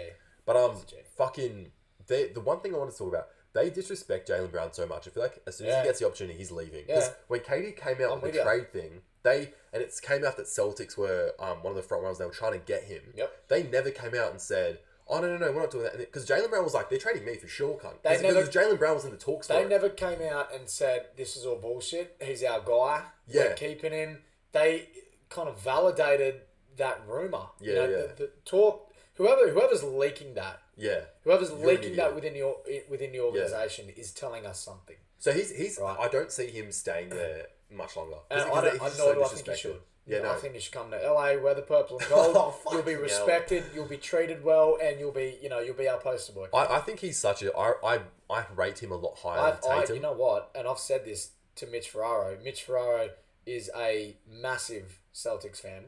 The way I feel about Lakers, the way we feel about Lakers, is the way he feels about the Celtics. Fuck, what does he say? What are his thoughts on fucking Brown and Tatum? We've got to get him. He wants to do it with us. He basically, when we had the idea, he said the same thing. So he's trying to fucking. Do you know what this reminds me of? The Social Network. And like I'm Andrew Garcia, you're Mark Zuckerberg. He's one of those fucking Olympic twins, cunt. Him and Zach, the Olympic twins, cunt. That's hilarious. But he needs to be on the podcast and he needs to talk about the Celtics because he knows them best. And he agrees. He agrees. Like Jaylen Brown is that, that shiny. I keep saying shiny toy, but Jaylen Brown's that asset they have. Yeah, and they're waiting oh, Jaylen, we love you, we love your game. We drafted you with Tatum, but behind his back we're saying to Jason Tatum, listen. Like, this concept, you're our guy. If we can trade him for someone else, we'll do it in a heartbeat. Just make sure you're on board with it. If we can get it for KD, yeah, for sure. You know what I mean? And that's the Celtics have always been like that for starters. They always have. That's why Ray Allen left. He got whiffed that. They were going to trade him. Well, he was upset because Avery Bradley was fucking beating his ass, and Ray Allen was getting old and whatever. And it was kind of understandable. But it's just it seems to be a common theme with the Celtics. It's like this duo works, and this kind of is the best duo the league has. I think. Well, that's the thing that pisses me off with LA, and the Celtics have done it in recent years in terms of like even with Jaylen Brown. So I reckon LA, no one's safe. I don't even think LeBron's safe. Like they will trade you in a heartbeat. Yeah. And they don't have that like small market team loyalty in terms of like, we'll keep like I reckon LA is just like it's cutthroat. It's just like if we can trade you and get someone better, no matter what you've done for this organization, you could donate a kidney to save someone's daughter. We don't care. We're trading you. Yeah. And that's what it's just like and it's upsetting sometimes because I'm like. I go through fucking organisations that's pretty, it's upsetting for the Celtics. Business at the end of the day. Yeah, it is. It is. But it's upsetting for the Celtics because, let's be honest. If Brown leaves, that's a gaping hole. Yeah. That they are not going to be able to fill. Jason Tatum's their man. That's obvious. They've made that obvious. I don't think that's good though. But at times, I've preferred Brown. I think big time. I reckon Brown's more consistent, bro. Tatum gives you like 50 for 3 games. And you're like mad, and then one game he's like it's like 2 from 20. And collectively as a group, they make a lot of mistakes, and they're they young. built a great team around those two, though. But I mean, you've got Horford, who's the most unathletic big in the game. But he works for them. He does, but. Yeah, he does, and they made the finals, so it trumps what I'm trying to get at here. But I just don't trust them. Yeah, I don't trust neither. them. And I think when push comes to shove, they retreat back to their Just give it to Jason. Let him dribble, shitty step back, awful release. You know, like if it goes in, great. If it doesn't, that's a clank or it's a turnover. Hopeful. Just, you know, it's really, like it's a cross fingers mindset. Really bad basketball at times, and for that reason, I'm actually out on the Celtics. All right, what's this Shark Tank? I'm out. What the fuck is this? For that reason, I'm out, and I will no longer be investing. Offer the Celtics. I'm no longer investing in your business. All right, so I am. I'm out on the Celtics. So you reckon the fucking Heat can beat them? I reckon they can too. I think the Heat can. Look, I think the Heat can. Well, they've got some history there, bro. I think the Heat can take him to at least a game 7, and when that happens, who knows? So, alright, so we think Heat, we've kind of already spoken about. They're just like, whatever. So, well, they're not worth to talk neither. About. So, Bucks, the fucking, who did I say? They're Sixers. No. Bucks and Raptors for the first round. Yeah. Bucks will win that. Bucks are just too deep. Giannis, Brook Lopez. They are my pick. Chris Middleton still isn't going to come back. Drew Holiday's All-NBA this season. Don't at me. Drew Holiday's All-NBA. I don't think All-NBA. Listen. No. I don't think All-NBA. Watch the tape. Bro, no, dude. Watch the tape. Dude, again, it just comes down to the thing. Kobe won MVP. It's like, it's not up to us. It's up to the fucking media. Yeah, it is. I reckon he can win an all-defensive or some shit, but like, no, not all-NBA. That's the thing, like, it's like, same with the All-Star thing. DeRozan should have made you think, but it's just like, it's DeRozan. You're not going to give it to fucking whatever. It's kind of like a shit. We're running out of players to choose. Hey, DeRozan, you want to be an All-Star again? Let's put you in. Yeah, it's that shit. Continue. Cavs and Knicks. Cavs are going to win. That'll be a fun series. That's 7 games. I'm going to watch that series. That's 7 games. Reckon? The Cavs. Right off I think the Knicks... Oh, dude, you know Cavs, what? Look, listen. It's 5. I'm going to just say, like I thought with Reeves, I've been a big fan of Quickly. Since they drafted him. He's I've like been Bones a big Highland. fan of Quickly. He's very similar to Bones Highland. They need to keep him at all costs. Do not get rid of him. I'm a big fan of Toppin as well. I like Obi Toppin a lot. I do like Toppin as well. I said... hey, you did the other night. I thought when Toppin was drafted, even though he was injured, I thought he was going to be Rookie of the Year. Really? I picked him. He's very similar to me, like Amari Stoudemire. I like, in terms of style of play. Size-wise and everything. I like his game. I like him as a player. Who would have expected this from Brunson? Clearly, he did. You know, he bet on himself. He turned down what the Mavs offered him for this Knicks deal. Yeah. I think Brunson has announced himself to the league as a top league point guard that's not going anywhere. He's like a Chauncey or a he's going to be a Nick great if he stays. If he plays this right, he will be. Knicks fuck it up. I see. They're worse than Lakers the Knicks fucking up. Yeah. I just think that Randall, like I said before, at best is a third option.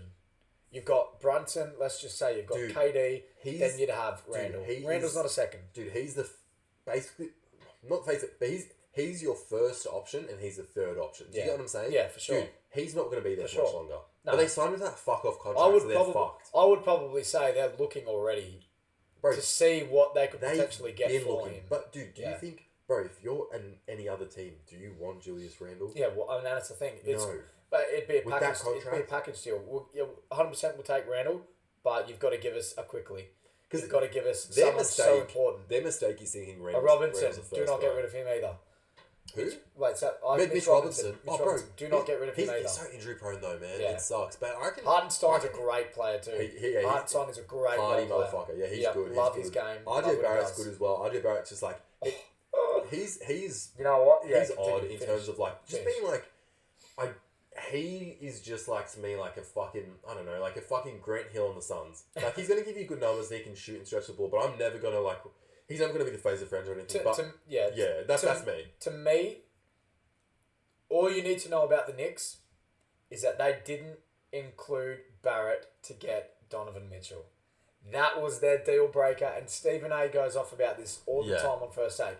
They didn't want to give away RJ Barrett because they see something in him. I don't know what. He has good games here and there. I get it. They could have had Donovan Mitchell. They could have had Brunson. We could have been talking a different game here. To me, RJ Barrett, he has like when Bridges was on the Suns, he's like that level of impact. Where he's like he's a good third, fourth option. He's like decent defensively, whatever. I reckon McCall's a better player for all, but he's a tradable asset. For sure.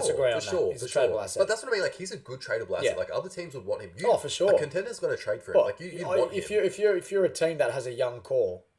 The only thing to me is he's an undersized small forward. Yeah, he is. He is an undersized physically and height, like physically then and height-wise. to me, he's weird putting him at the guard, like the shooting guard. But like, then I don't know he's alright. But anyway, look, I really don't think there's much. So you think they can take it in 7 games? I think they can take it in 7 games. I don't think 7 in a perfect world. 6 maybe 6. I'll go with 6. I reckon because to me it's all on Brunson. Like Brunson's going to push him, but starts and ends. Brunson won't be able to. They can maybe go 5. He'll get tired. Because Brunson, I feel like Brunson will get fucked defensively. You beat me to it. He's going to be running. He's too small on defense because he's going to have to go around for Garland. He's going to have to sort out Donovan. Even when he's up, I'm not saying Donovan's a fucking defensive stopper or whoever's guarding, whether it's fucking. I love Donovan, but I do. But once he beats Donovan, who do you got in the paint? You got fucking Evan Mobley and you got fucking Jared Allen. Yeah, you got Jared Allen. Yeah, have fun with that, bro. And they have some nice defensive players as well. Incredible defensive players. And so, did we finish? Okay, hold on. Okay, so at the moment we got Bucks going to the second round. We got Cavs going to the second round. Then we have Sixers and the Nets. Nothing really much to talk about there. I don't. So then from there, it'd be the Sixers and the Heat, and the Bucks and the Cavs. Sixers, Heat. We'll start there. Sixers. Reckon? Yeah. Look. I don't know. I'm so iffy on Sixers. Listen, this is the Sixers' year to win. It has to be. It's sad, man. It has to be their year to win. It's so sad they're going to blow it up. I reckon Harden should. I see it coming. I don't know why Harden wasn't an all-star instead of DeRozan. Yeah, no, look, I think over DeRozan, yeah. I reckon the X factor on that team is Harden. Yeah, for sure. Big time. We know, and they need Embiid to play like Embiid should.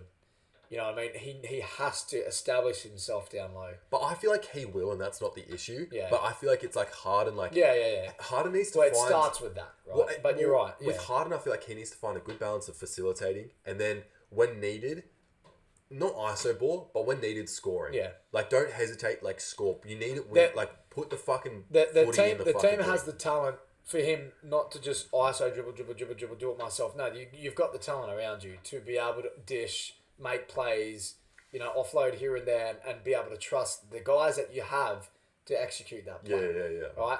And I would love to see Sixers Bucks conference final. Yeah. I think that would be such a good matchup. Giannis versus, Joel. Do you know what? That would be a great thing to watch. I want to see a fucking Bucks. No. Sorry, Sixers and Cavs. I think that'd be an interesting series. Yeah, that would be good as well. It's not going to happen, but... And so hold on. Continue. Between so Sixers and Heat, I reckon the Sixers should win, but who knows? The Sixers are fucking choke artists. Yeah. They don't have that great of a team. If you're really looking at it, they don't. I reckon their teams in the past, their 2018 team, their 2018 team, and then their 2019 team, they both should have went to the finals. Yeah. They were so stacked. Well, you might be seeing them the same way I see the Nuggets. Do you know what I mean? They because I'm a little more high on the Sixers and you seem to be a little more low, whereas you're high on the Nuggets, I'm low on the Nuggets. I reckon, to be honest, what makes Jokic and Embiid so interesting is I reckon their teams... I reckon the Sixers have a better team than the Nuggets. On paper, the Nuggets kind of make it work. They play better than the Sixers do. Yeah, just because of Jokic's play style and what they've built around it. But at the same time, they're kind of at the same level. Yeah, that's right.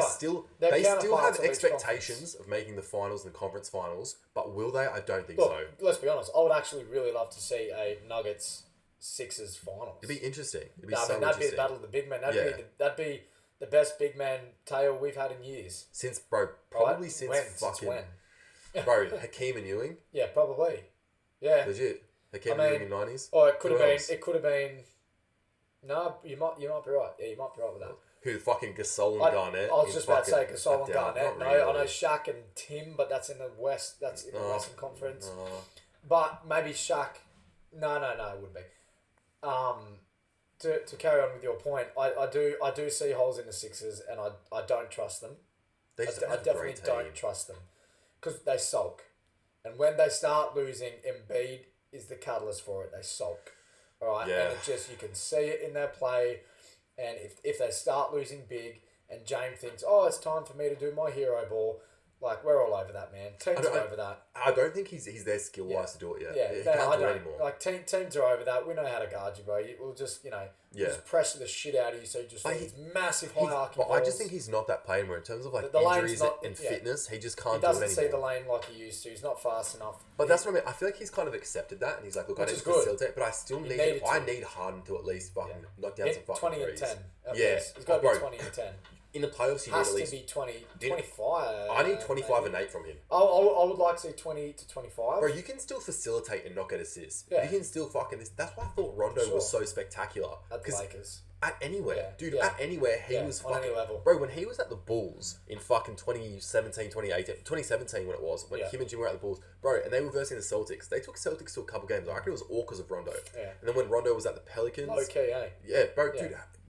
that's why I'm so high on Rondo. Yeah, because his shit doesn't come up on the stats. I love it. But him as a player, bro, he controls the game. He's so smart. I reckon he's one of the smartest players. Harden needs to take that approach. Harden needs to take just an approach of being a leader. He's seasoned enough, man. He's been in the league for a while. He's been an MVP. He's been there before. Yeah. Against the Warriors with the Rockets and CP and shit. He's been there before, and he really needs to fucking, up that. So Continue.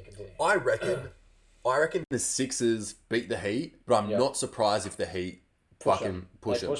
I'm not surprised. Yeah, and that's where you run into because you don't when you're a team like fucking when you're a contender, you don't want to be in the first round or the second round for a while. You know what I'm saying? You want to be out of there quick. Dude, that's what I'm saying about the mileage, man. Mileage. So, exactly what I'm saying about the Lakers. The less games you can play, the better. Well, okay, and let's have a look at this in a little more depth in terms of the Sixers. I'm looking at their team.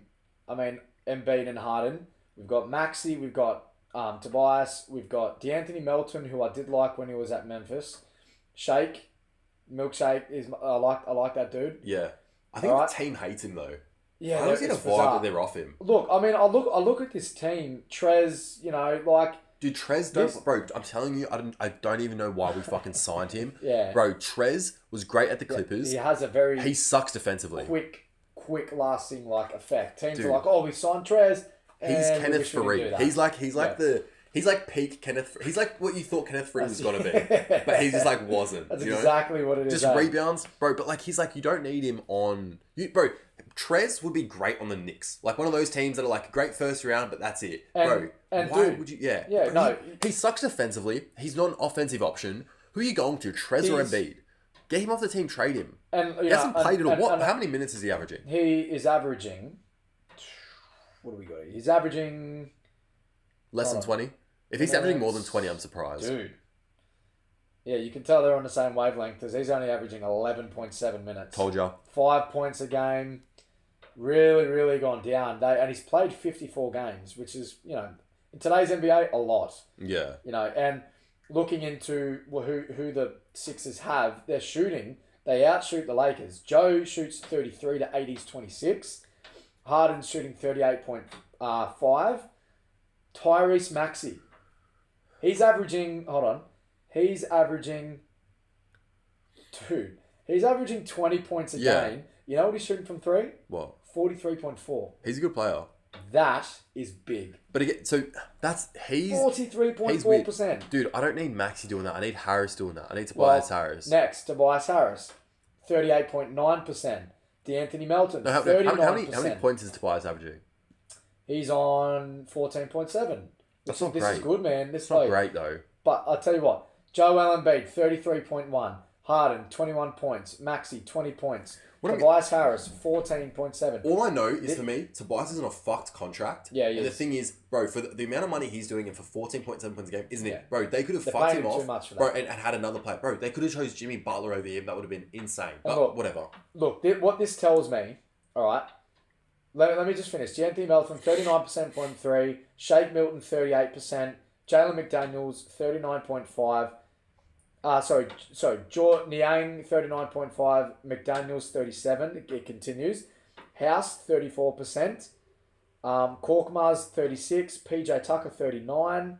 Yeah, but these look. All right, but these players, a lot of Korkmaz isn't fucking playing. I know they're not minutes, playing. I know. Niang is, but he's like a fucking 6'6" power forward. Like, the fuck's that motherfucker doing? That tells me Dude, this team is shooting a good percentage. Listen to me. The stats are great. They're shooting a great. This is where stats. Really great, listen to me. This is where stats are good. Overall field goal percentage is This great. is where stats are great and all. Yeah. But on the eye test, the Sixers don't pass. The eyeball test, it just doesn't pass to me. I feel like Embiid's great, but once you start doubling him, once the defense is thing, it's just I don't know. To me, he doesn't it's just impose his will, in my opinion, as much as he should.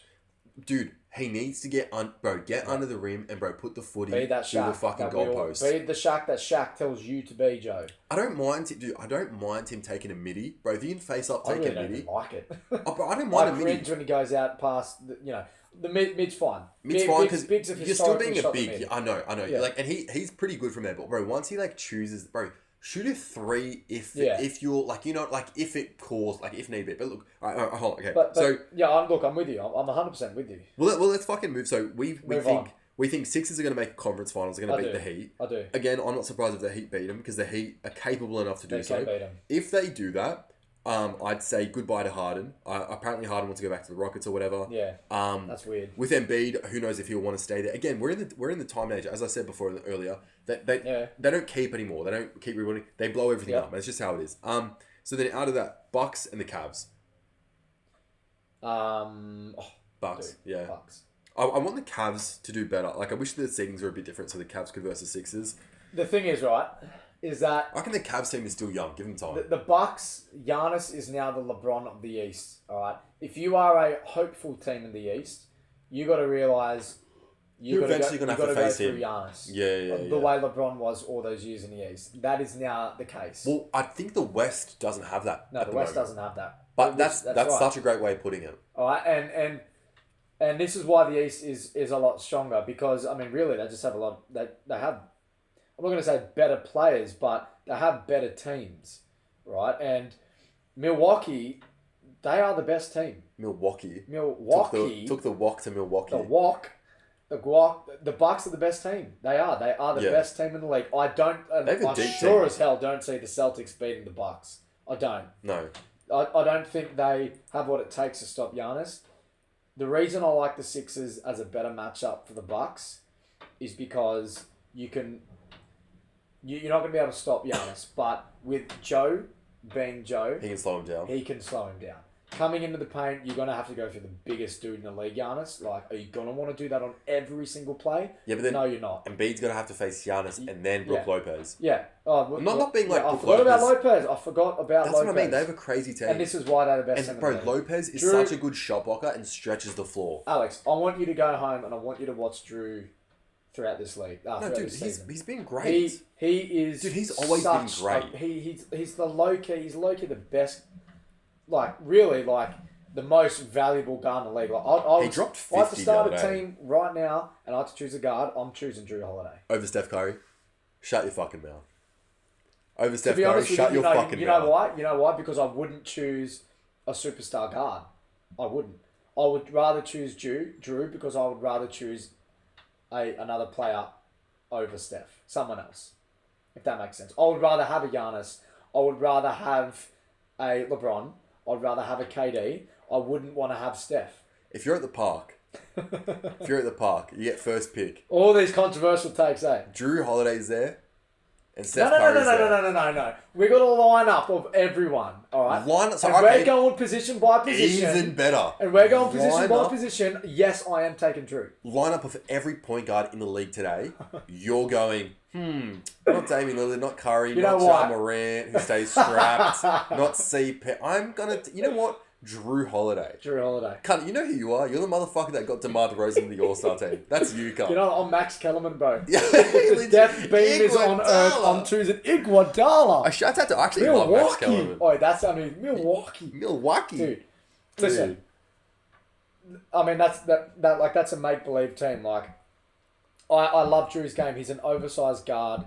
You know what I like about him? He shuts up and just does his work. And that's the thing. He is so good defensively. It's not funny. Yeah. You watch him play, and it's art on the defensive end.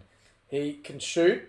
He's a good shooter, and he can score, and he can dish. And I love his game. I would choose Drew. All right. I think the Bucks. It's time they won again. Yeah. You know what I mean? They're waiting for it. You're just waiting for it. It's time the Bucks won again. You look at their championship against Phoenix a few years ago. And I'm actually kind of surprised that this isn't a dynastic run they're on.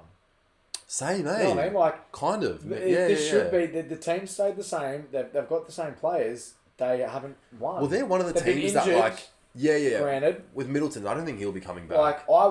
If they win without Middleton, he needs to prove himself this playoff. So I do think he's not. He's not back, is he? I don't even know. I think he played the other day. I watched him play the other day. Oh, did you? Yeah, but I'm. They got Grayson Allen as well. I reckon he's a good player. Fuck that cunt. Yeah, he's a dog cunt. But... He's a dog cunt. And like I said, it's a shame they have had injuries because I have expected them to you want Grayson Allen on your team though. Yeah, look, you know what I'm saying. It's like the Beverly thing. Yeah. All right, and I think the Bucks come out of the East. I actually think they might do it a little easier than people expect. I do think they'll do it a little easier than people expect because, I mean, I'm just trying to think like, bro, the Bucks to me are so like, yeah, dude, that's actually so true because. It's so funny because before they won a championship, they were losing in the playoffs time and time again. And, just as I was saying before, just where the league's at, I'm so surprised they didn't blow that up. Yeah. Well, there's always talks. Dude. I swear there's always talks about Giannis. Even he says it. He's like, I don't know if I'll stay here forever. Dude, I'm like, what are you doing? They have 6 players scoring in double figures. Yeah. They have Giannis, Drew, Brooke, Chris, Grayson, Bobby, and Grayson. Bro, Bobby 10. Had 19 and 20 the other day. Dude, like this team is real. This team is just so much better. Bobby Porter's so random. They've got Javon Carter, right? Who's a nice player. They got Jingles. They've got Pat Connaughton. They got Jingles. They got Nawara. They got Crowder. They've got a deep team. Yeah, Jingles is a great pickup. Jingles will get minutes. They've been together for years, and they're just simply better. Do you know the great thing about Jingles? He can shoot the shot, he can defend, and he can play make. Like he's such a good passer. I love him. When he was in the Jazz, bro, oh my god, I loved him. In some ways Reeves is a better player than Jingles. But also Jingles, if you're watching this, you played like Arsenal in the Olympics. I don't know how we fucking even won a bronze medal. Actually, we needed you big time, bro. man. Big time, bro. Shout out, bro. Paddy, GOAT Australian player. Paddy, my dog Mills. Bro, I'm surprised we've gone this long without talking about Ben Simmons. I was just thought of him then. Dude, we're not doing it. We're not doing it. No, we're not doing it. We're not doing it. Fuck Ben Simmons. He's out the league in the next 2 years. I can't. All right, now. So hold on. That brings us to Bucks Sixers fucking conference finals. It does. It brings us. This is what we project. This is what we project. This is our predictions. We projected the Lakers, Phoenix. Yeah, West Conference Finals. We've got to book it. First episode. Okay, fine. I'll go. Fuck. I'll do it because we fucking started off with fucking Lakers thing. All right, we're not choosing Lakers, and it makes the most sense to choose Phoenix. All right. Now for the East, we like a lot of teams, and we agree on the fact that it's going to be the Bucks and the Sixers. Yeah. All right. Now let's talk about that. Matchup wise, I don't think the Sixers are built to beat the Bucks. No. The way that the Suns are built to beat the Lakers, I think the Bucks just are naturally better. To me, the Suns can beat anyone. Yeah. Like that's just how their team is. Yeah, like if we're on 2K and we put the injury sliders up to 99, like no one's getting injured. Yeah. Bro, I'm telling you. I reckon out of that series the Bucks win. Bucks win, and it's not like I think it might be close, and Ben will hold them in there. But I feel like, man, after this season, I'd love to see they go 7 games. Bro, and you know what? It could, because I feel like teams strategize pretty well against Giannis come playoff time. They can. Just because his shot is still not there at all. Well, okay. So, Monday, 3rd of April, which was the other day.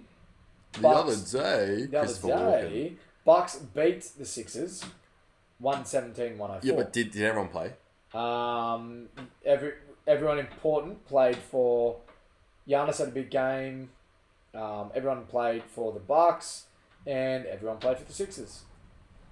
Now, everyone you would expect to have a good game, but Harden. Harden had 11 points, 6 assists. See, you can't be doing that. No, you can't be doing that. Come playoff Maxey had 29, 4 and 2, and Joe had 28, 9 and 5. But see, I need Harden to be fucking hooping. That's exactly what we need. And you look at the Bucks. Giannis had 33. Middleton had 19. Lopez had 21. The thing is, Giannis... Drew had 18. Giannis is getting you 30 easily every night. You know what? I need to rely on everyone else. You probably, I think your best point about this, and I forgot about Brook Lopez. I think if we're going to look at that matchup, I think Lopez is actually probably going to be the X factor here. I don't think Lopez will be a low key X factor. Ultimate X factor. Who are you putting on Embiid to guard him? Well, you've got you can put 1-on-1. Are you taking Embiid? Oh no, sorry. Are you taking Lopez or Giannis? Because I'd probably put Giannis on him. No, I would put Lopez, but you can mix the two. Really? You can mix the two. You can have Lopez start the game guarding Embiid. Later on in the game, you can have Giannis, who's a little more agile, a little longer. You know what I mean? Like he can cause problems. Don't think Lopez is athletic enough. No, he's not. Which is why I say I think you mix it. Giannis could have some in terms of agility, getting from one side of the court to the other. Well, that's why I think Lopez is such a great help. He can be a great help defender. When it's down low, I would rather have Lopez because he is that bigger body. Yeah, he's more stagnant. He's taller. He's probably the best defending big man in the league. And for that reason, like I said, I just think that the Bucks are just a better team. Well, I mean, to guard Embiid, you want him shooting fucking outside That's shit. exactly right. Yeah, you want him. You don't want him inside. You want him shooting those shots, and off the ball, you want to be putting a lot of pressure on Harden. Yeah. Facts. You want to tire him out defensively. All right, you want to make sure he's running. Yeah. You know, if you are the Bucks, how can you scheme a game plan around rather than having Harden switch with different players, which is probably what would happen. Yeah. How can we get Harden running as much on defense? How can we have body-to-body contact as much? Refs don't call. Hey? Jeez. I know, right? I'm just all over the fucking shop today. You are. And if it were me, that would be something I would look at. You know, because that will translate to Harden on offense. You know. And so I see the Bucks going through in probably maybe 6 games.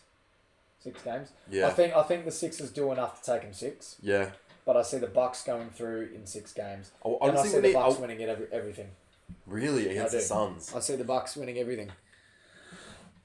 If the Suns get there. That'd be such a good rematch just with how, like, they've added KD and shit now. It'd be such a good rematch. Why? Because KD isn't better than Giannis.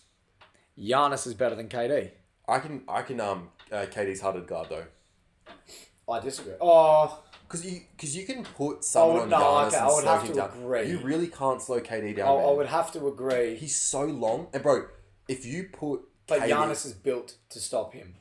But is he quick? Go KD quick and got the handles as well. He may not be quick enough, but he's fucking sure as hell long enough. That's what I meant. That's like... He is. Oh, dude, he's long, but like KD is so skilled offensively. You got to remember, KD a unicorn, bro. Yeah. Like, I dead set think there's no one going to be... Like, he's the reason why fucking Chet Holmgren and fucking Victor Wembanyama... Like, have modelled their game. Legit, they're the reason they eat today. Well, okay, look, we've... That's... And dude, listen, you know...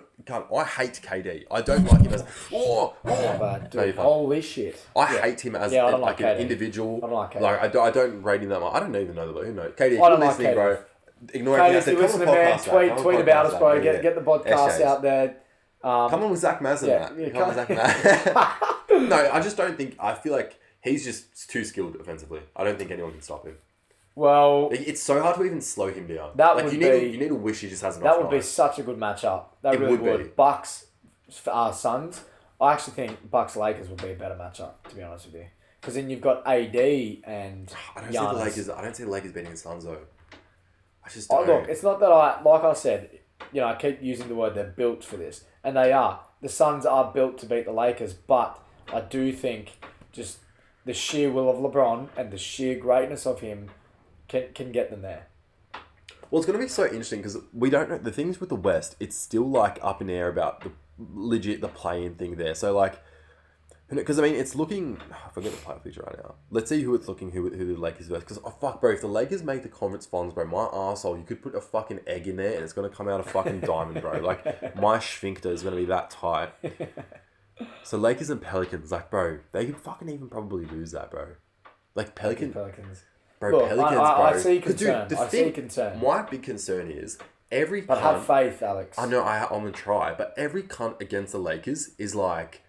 fuck, well, we got nothing to lose. Fuck these cunts. Everyone's up on these guys. Everyone loves LeBron. Everyone they're every team's championship game. Everyone's the underdog, and everyone comes with that dog mentality. You want to beat the Lakers, especially on their home court. And I feel like the Lakers struggle to be like, well, we got to fucking get in early. No, bro, come third quarter and Lakers have the league, a lot of times I switch off the game. I'm like, we're going to lose. We're going to blow it. It's fucking annoying. I do the exact same thing. Yeah, it's fucking annoying. I switch off Laker games more than I should.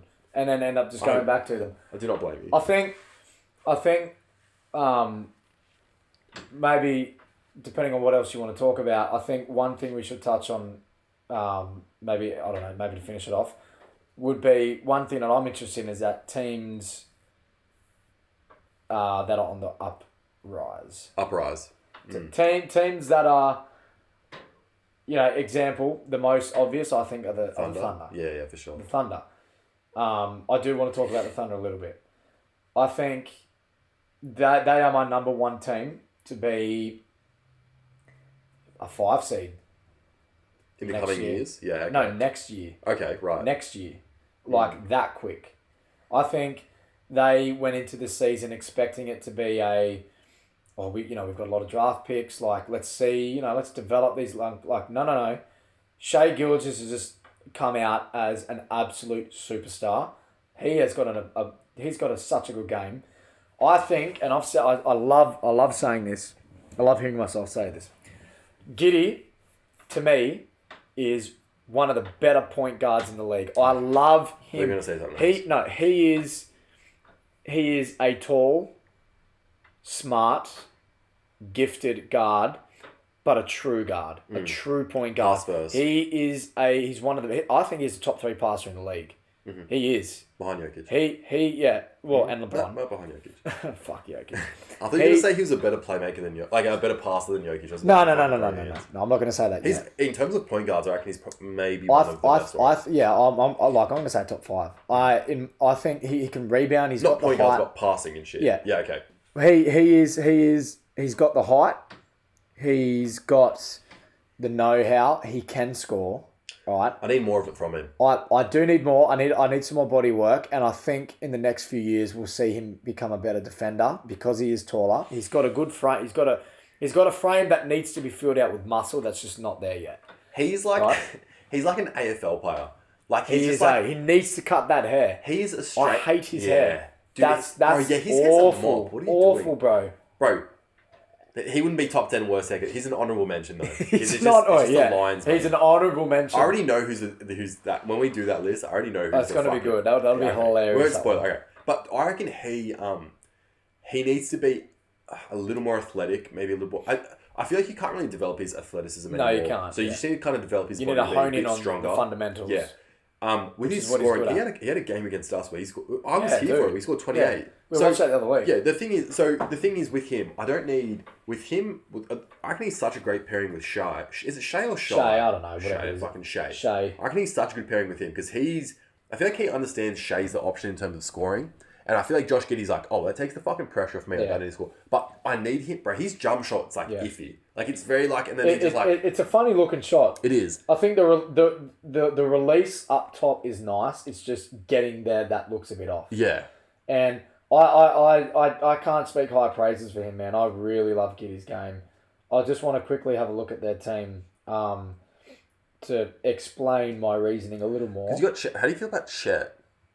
Well, I think he's wildly he's too skinny.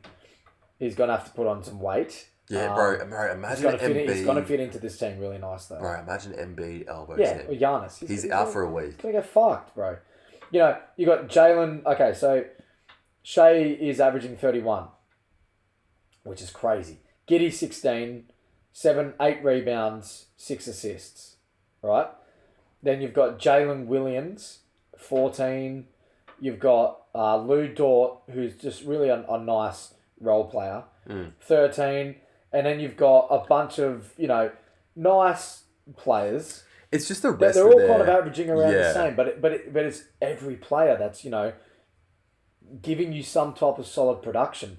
The Williams boys really seem to be coming into their own. Well, I feel like they really needed to make I feel like they really need to make the play-in because I don't think... Because Shea came out and said he's not happy with where they're at, not winning and stuff. Like, he's very sick of it. So I feel like they really need to make it in terms of just for keeping him happy and keeping him there. And you've got to think, all right, how does Chet fit into this? You know, I think Chet will average over at least 15 points a game. I do.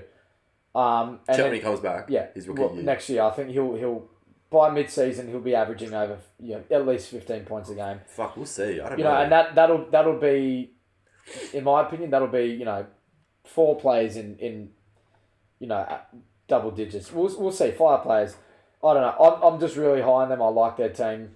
I like what they're doing. I reckon my favourite probably young core is the Pelicans. Pelicans? Well, I guess they're not as young as the Thunder. I don't think they're as young. No, definitely not. But in terms of Zion. What the fuck's going on, man? In terms of Zion, I reckon CJ has come and he's such a great veteran for them. Yeah, for he's sure. Such an underrated he's done some things there. Jonas Valanciunas is a fucking top 10 center in the league, I reckon. I'm looking at them right now. Dyson Daniels, Aussie, shouts out. Yeah, come to the podcast. Big dog. Really good defender. Yeah. They got Josh Richardson, Brendan Ingram. Trey Murphy's having a good season. Yeah, Trey Murphy, Larry Nance. Yeah. Herb Jones. Herb Jones is really good. Like they Alvarado. Alvarado. Yeah, dude, very deep team. Yeah. Very deep team. And that's what I'm saying. CJ is so good because he's such a good veteran for that such a young team. They just need Zion so bad. Oh, dude, they do. They need him ridiculous. so bad. I think they were the first seed. That's just all they now need. They're playing. Do you like the play-in or not? No. I don't really like it. I don't think I like it. It's an unnecessary... I get the hype. It's the hype and the viewers. That's it's an opportunity really to make more money. That's what that is. Yeah. You know what I mean? Hey, there's a play-in before the playoffs. Let's watch. That's what I think that is. It's a bit of a money grab. I'm gonna say the Magic are a team I'm really interested in next year. They are third last in the West, but they've beaten the Celtics 3 times. They've beaten teams Magic they have no business beating. And not only that, they're a young, long team that I'm looking at now, and they have 1, 2, 3, 4, 5, 6 players in double figures. Jalen Suggs, Bol, they're on 9 points a game.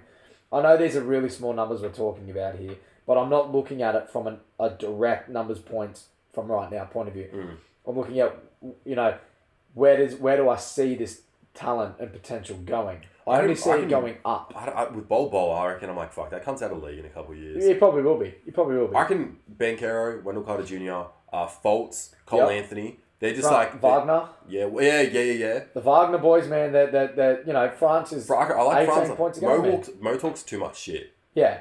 He should be a Laker, but shouts out. And I hate the fact that Jonathan Isaac has been injured for so long because he is such a big, long... Don't see the hype.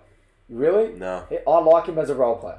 He's a great role player, good defensive player, good size, whatever. But other than that, I don't really see much with him. It's unfortunate he's been injured or whatever, but other than that, I see, and that's a pick from the East for me. I see them making some noise next year. I see them really poking inside the 8.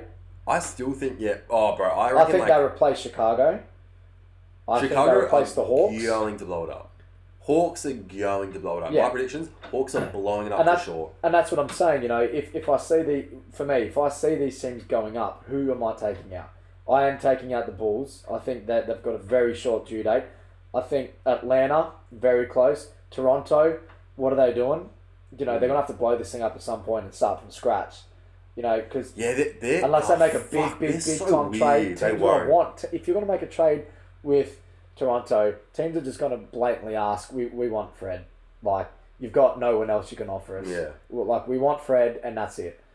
I think Atlanta, it's time. Yeah, let's cook that. That's the thing with... I don't expect to see Brooklyn in this position next season. The thing is with Raptors, though... Oh, I don't know, bro. Brooklyn... You reckon? Brooklyn got a better team on paper. Maybe. Because you got McCall, you got fucking... Oh my god, I'm blanking on the big man's name. Like, he kind of looks like Playboy Cardi when he had dreads. Fucking country free throws for shit. Fuck the country. Yeah. I know they have a decent... Cam Johnson, you got a decent team, I guess. Yeah. But I don't know. Dinwiddie? Wait, where's Dinwiddie at? He's he's at Brooklyn. Yeah. He's back there. The Pacers maybe. Looking back at the West, I think you nailed the Maybe Utah. No.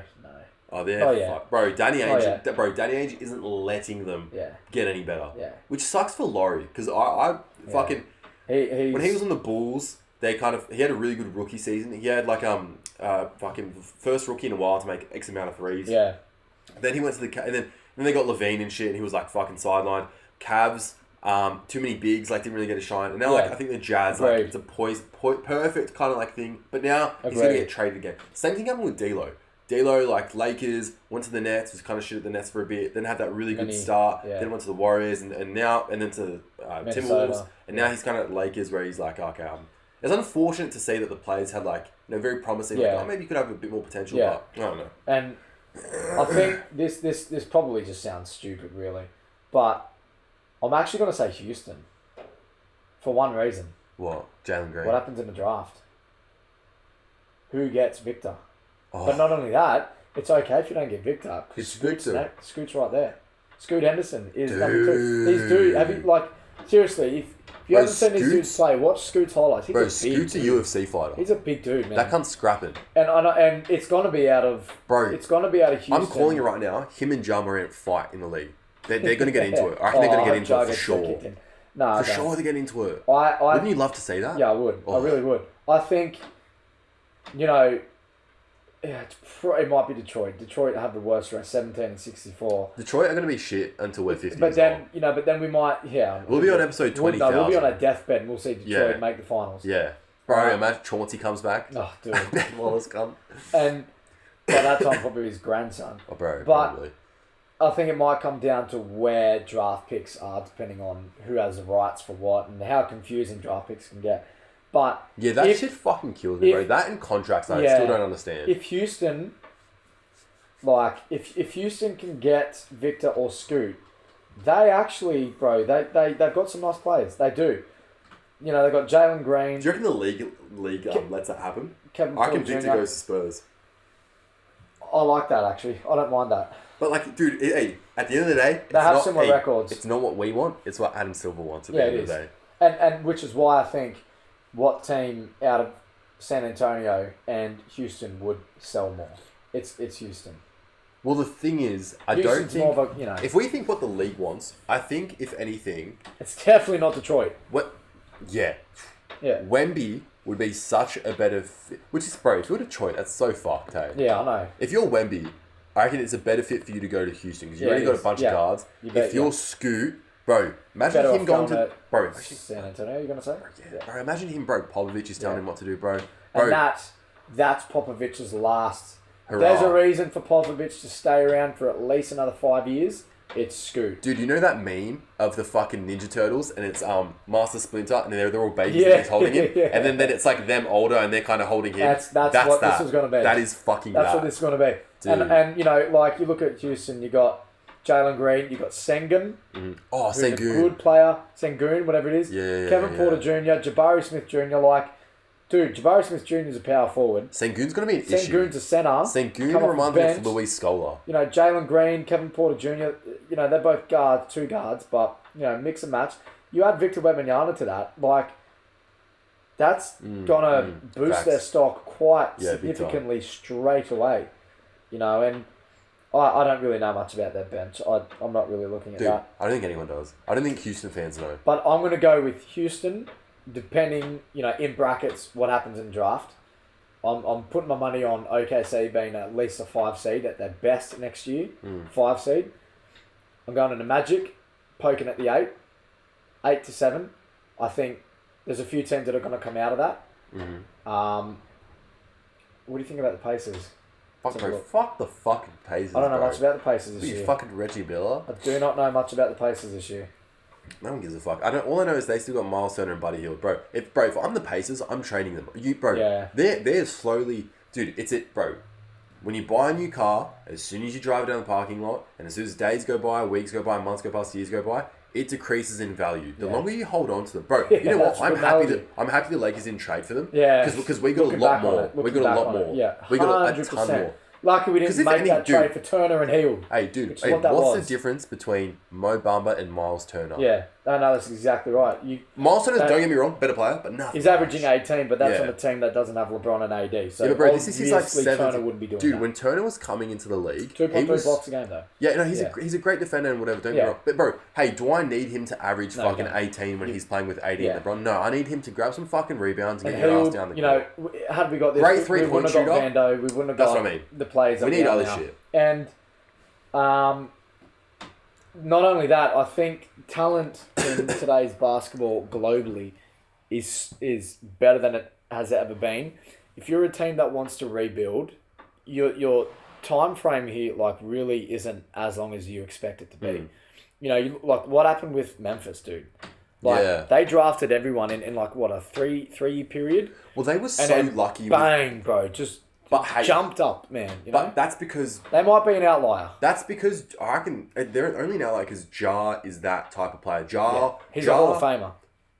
Well, a bit much. Jesus Christ. I'm telling you, maybe, he will be. Maybe in strip clubs, but fucking not basketball. He's got his jersey up in heaps already. But you can tell he has that dog about him where he's like, I want to be a leader, I want to win, and all that stuff. I see a Hall of Fame talent is what I'm saying. Yeah. Oh, for sure. He has the potential. He has the potential. He needs to fucking, let loose of the big ladies and stuff like that. I know it's hard, but, what you got to do. Shouts out to Bella Danger. But, she's not that thing. Anyway, all right, let's not...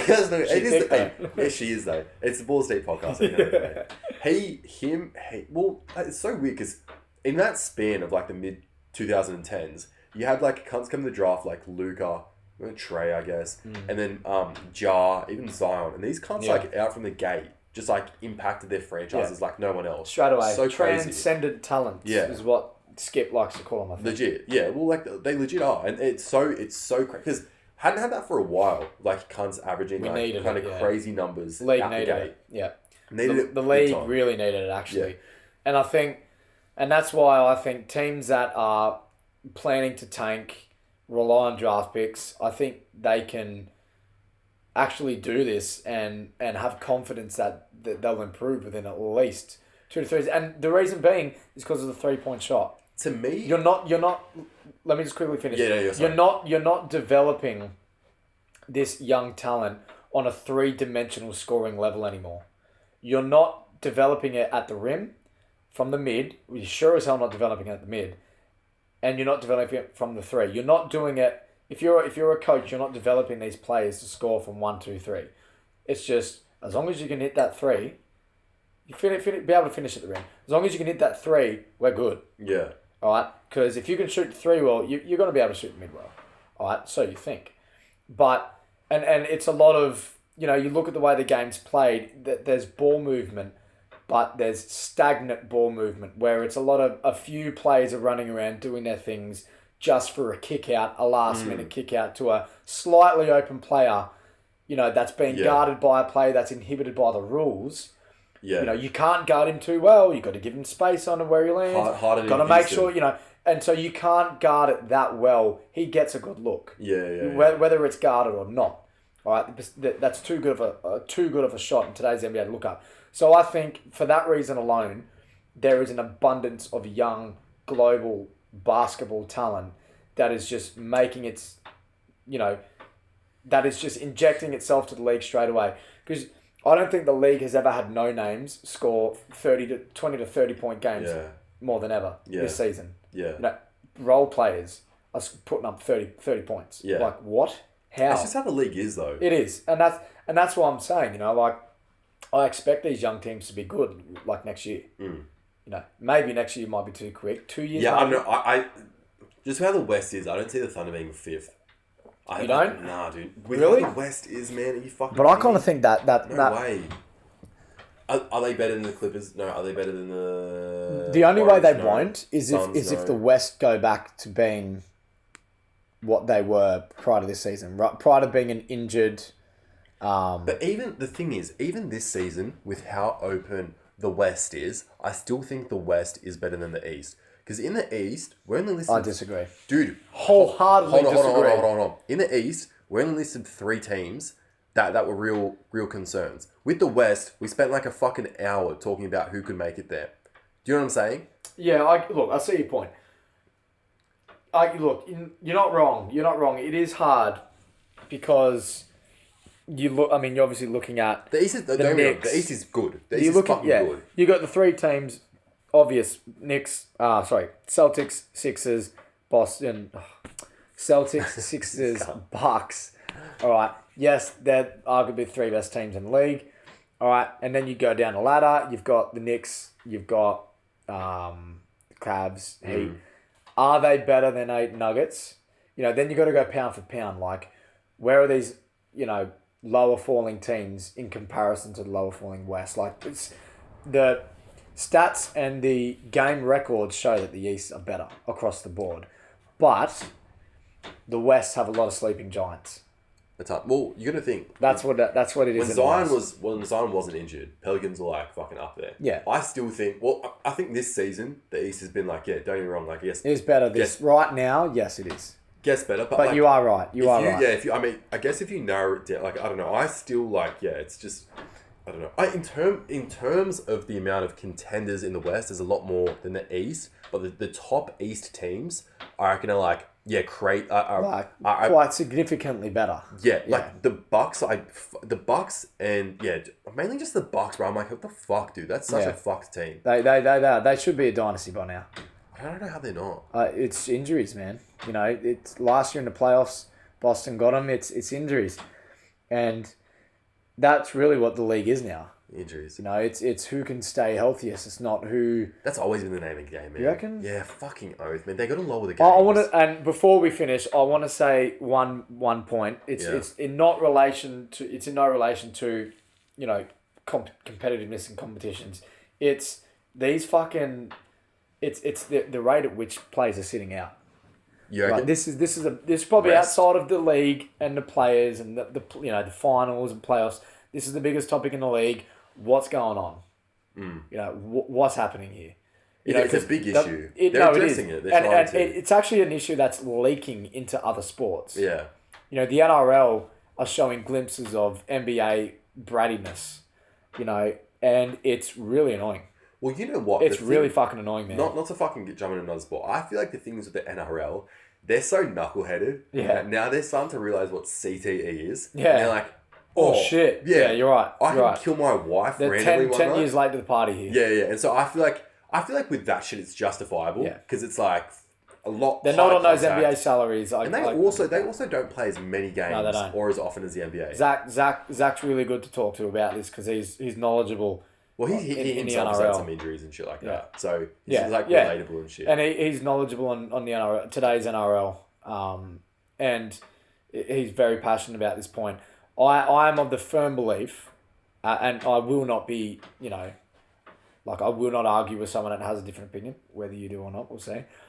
If you are an NBA player and you're making the most money the NBA's ever had, you're earning, it's $50 million a year, all right, AD money, Kawhi money, all this money, like generational wealth, you don't have to have another worry in your life unless a family member does. Hold on, are you talking about all players here or just superstars? I'm talking about all players in the league, really, that are earning such good money.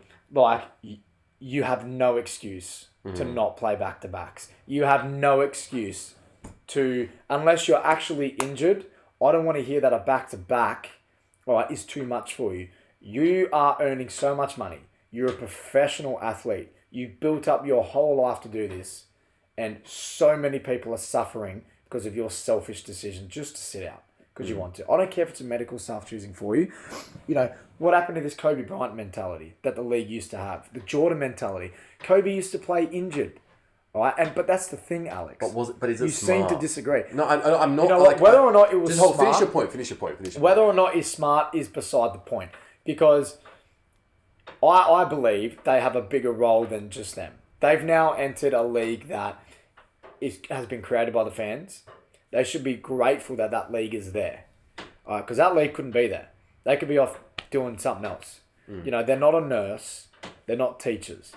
You can't get up tomorrow and say, I don't want to go to work tomorrow just because of load management. A nurse can't do that. A surgeon sure as hell can't, fuck. I've performed back-to-back nights in surgery, man. I can't go in tomorrow because I don't feel like it. No, someone's going to die because you don't go in.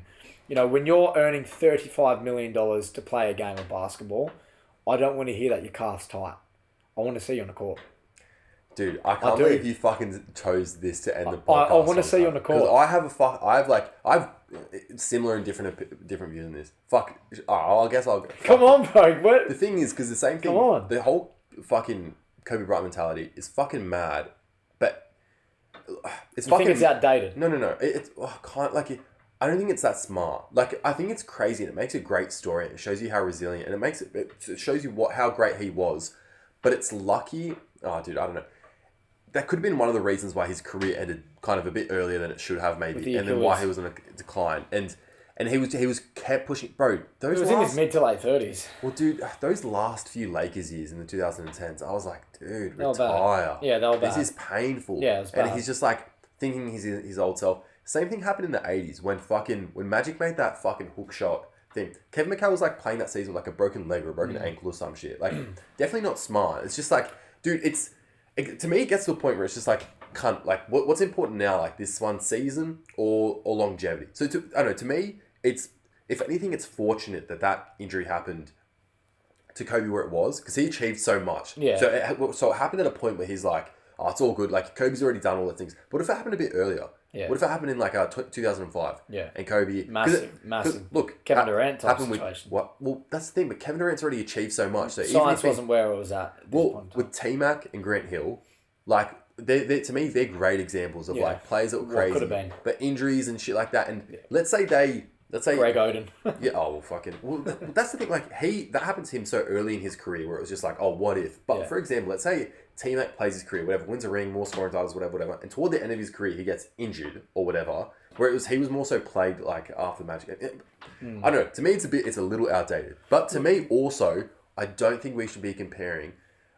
I reckon a surgeon is a lot more important than a basketball player, to me. But I understand, if you're making so much fucking money... Bro, you can like. I think perspective is what's important. To me, the big thing is play, and I hate because I sound like an old head. And to me, I don't know what players go through and shit like that. Yeah. But to me, players are divas, and you see it all the time. And players can play, but a lot of these players have throughout their whole life. And this is a fucking kind of a hot take, and I might get flack from this from fucking Adam Silver, who's clearly watching. But I feel like players, they've never had a real job in their life. These guys have never suited up. Wait, you know what? Some of them have even said that. Shaq and Chuck have both said that before.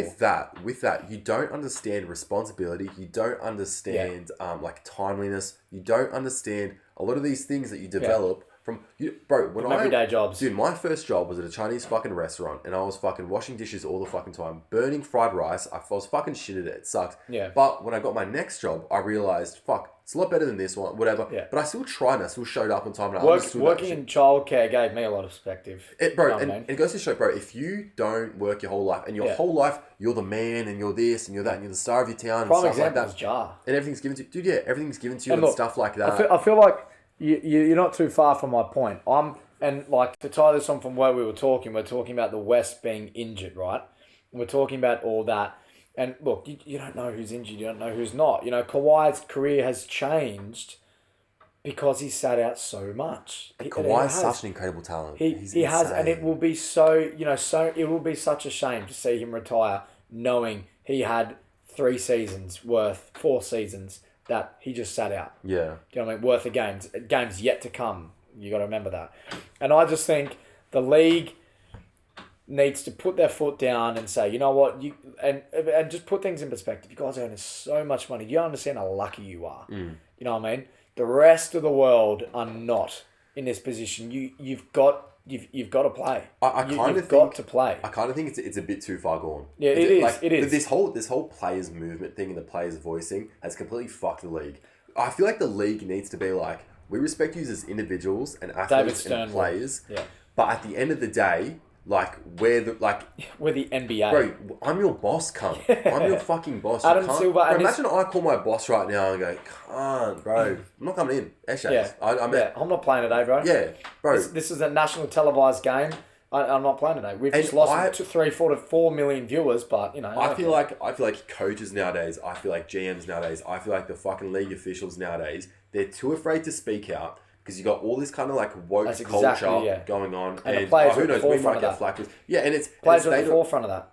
Dude, fucking, you had, bro. I was so surprised to see this year when fucking Kyrie demanded a trade, and the Brooklyn Nets coach came out and said, well, look, if he doesn't want to be here, I don't want him here. Yeah. Sort of, he I like him. I like Jacques Vaughan. Yeah, Jacques like Vaughan. him a lot. I'm glad like he came out and said that because you don't see that. He's spoken out about Ben Simmons as well. Dude, 10 million other coaches and players would be like, oh, well, you know, Curry, mate, I did so much. We've got to respect his decision. No. Like, dude, and that's what I'm saying. This coach wants to win. He clearly understands. Bro, imagine making it as an NBA coach. Do you know how fucking many arse he's got to lick and all the shit jobs you got to fucking do to be fucking a high-ranking coach? And this kind of understands that. And I think a lot of players don't. And I feel like a lot of players like... But because of the money, Alex. I know, but dude, the money is so incredible. It's what I got at before, where it's just like a lot of these players, and I don't know. I want to speak for the players. I don't know all their fucking personal stories, but like a lot of like I don't know. It's to me, it's an issue created by the league itself with giving.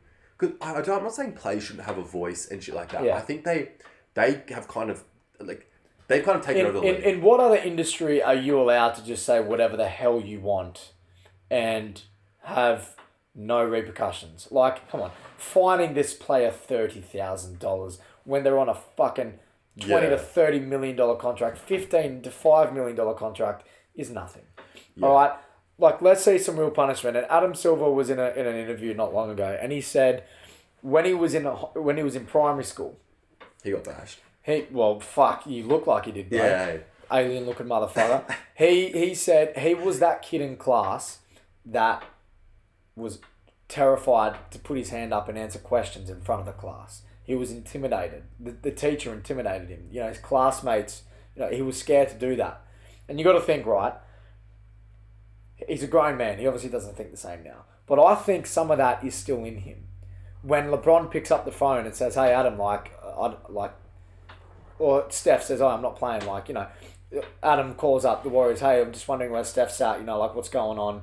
And he blatantly just says, hey, man, I'm not doing it. Is Adam that type of dude to just, I don't know him, but I'm just saying, does he seem like that type of dude to just say, hold on, like David Stern was like, dude, I banned Meta World Peace, Ron Artest, for 58 games for the Malice at the Palace. Took half of his contract out. That's a punishment. Yeah. Ja Morant with this gun issue, he obviously took it on the plane to get to the fucking the club. Dude, that's this whole Ja Morant issue, and he gets 8 games. That's and he served half of them in the medical retreat that he went to turn his life around in under a week. Are you kidding me? Are you kidding me? This dude's just tarnished your league for the last 2 weeks for all the wrong reasons, and you're telling me he's going to get a little slap on the wrist and come back and keep making us money. Do your shit little dunks. Bro, you reckon David Stern was on coke? David Stern was there were rumours that David Stern was corrupt. But yeah, do you reckon he was on coke though? Yeah, dude, that probably maybe. That'd be cool if he was. Yeah, I reckon he would be. But there were rumours that David Stern rigged games. He rigged the draft. And he's a G. But let's be honest, he was honest. He made AI change his dress code. Well, he's the reason why. He's the best commissioner. That's what I'm saying. How do you get to that point? He called Mello once and said, "Where I have off-duty FBI agents." Stephen A. said this. Off-duty FBI agents. I've hired people to low-key follow you. See who you're hanging around with. There are friends that you think you have that I've hired. This is what he said. Imagine that, bro. This is what the league used to do to ensure the players control the narrative of the NBA, to make sure players don't fall out of line big time, like the Ron Artest. You want to make sure players aren't getting in gang banging and drug dealing at that level. You know what I mean? He used to hire. Isn't that insane? You have friends that you think are friends that are on my payroll. What if it's you? What if Adam Silver? Off-duty police officers, bro. That's gangster. That is that is a commissioner. I love how you call that gangster.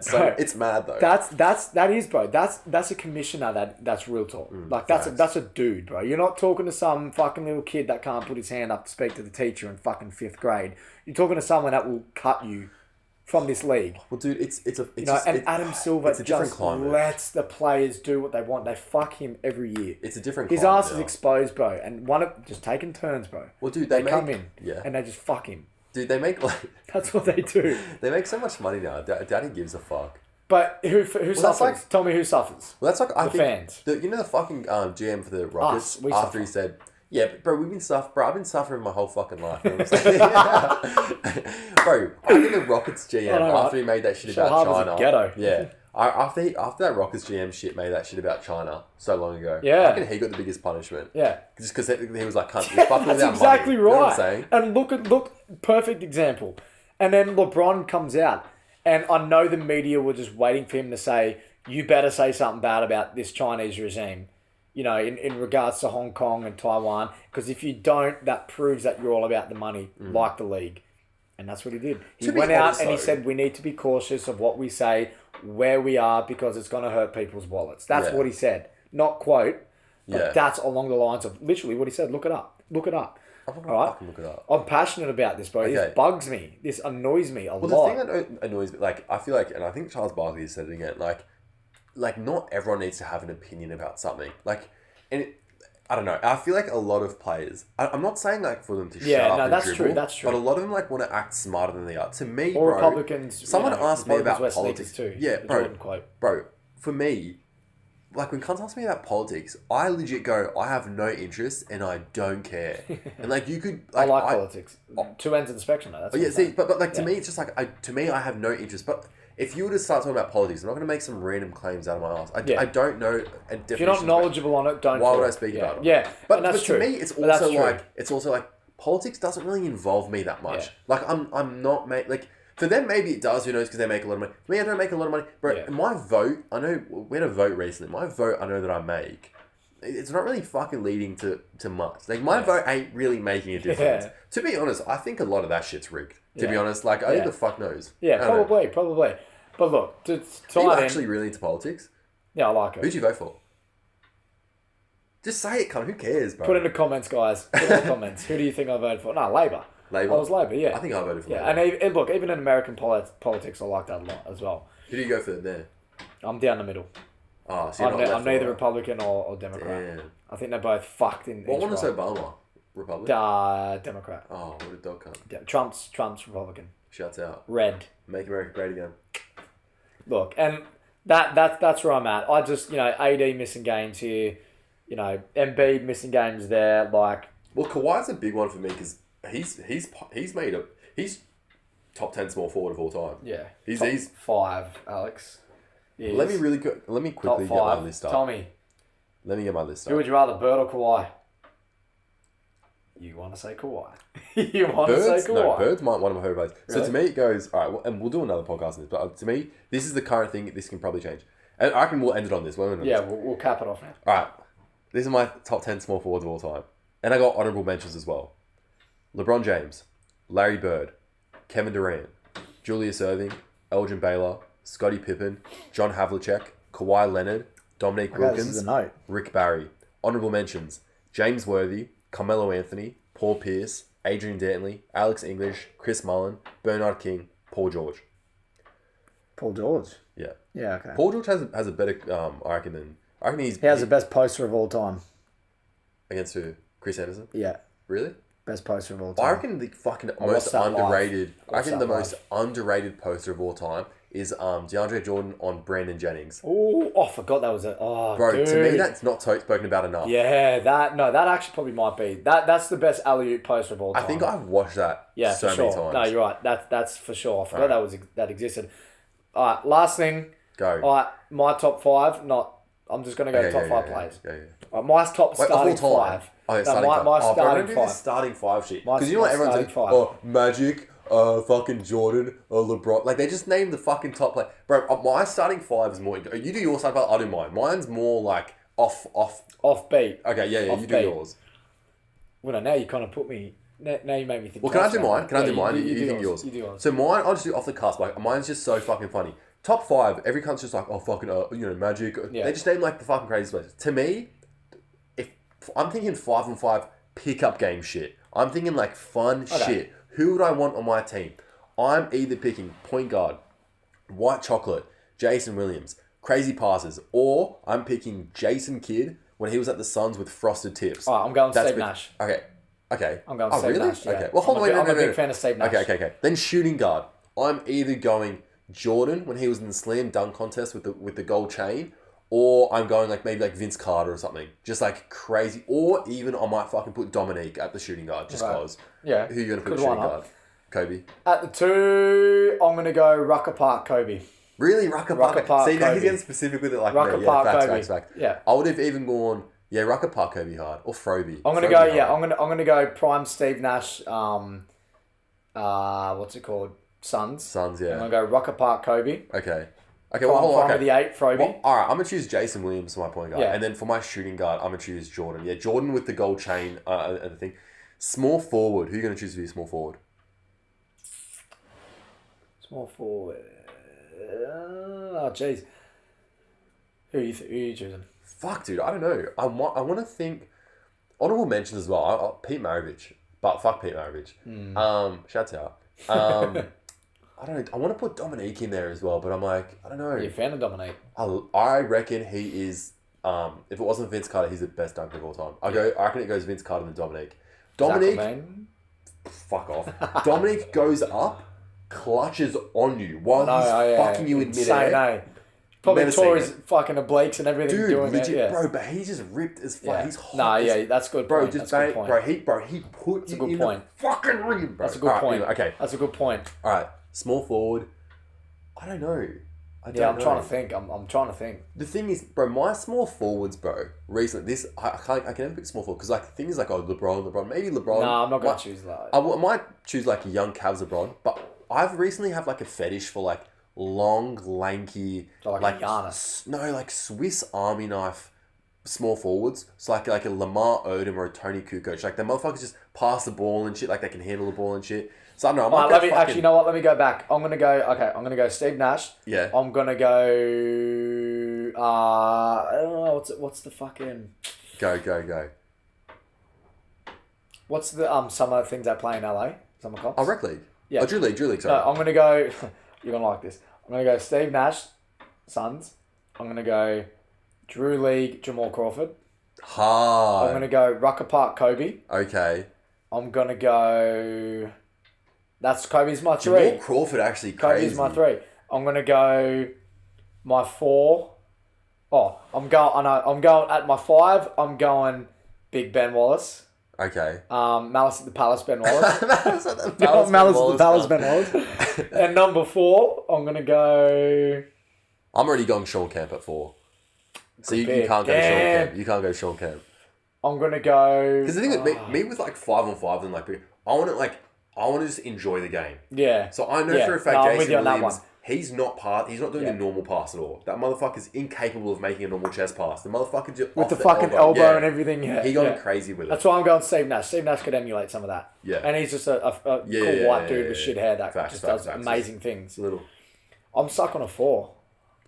I would have maybe even chosen Chris Webber because he's a good passer as well. Yeah. I love passing. I'm a passer. I love passing. Oh, even when I hoop now, I'm a passer. I love passing. Yeah, so do I. I like passing. I can't think of a 4. I'll let you choose. I feel like I know who your 5's going to be. No, it's Ben Wallace. Oh, really? Well, who would you think I'm Shaq. I was going to put you Shaq.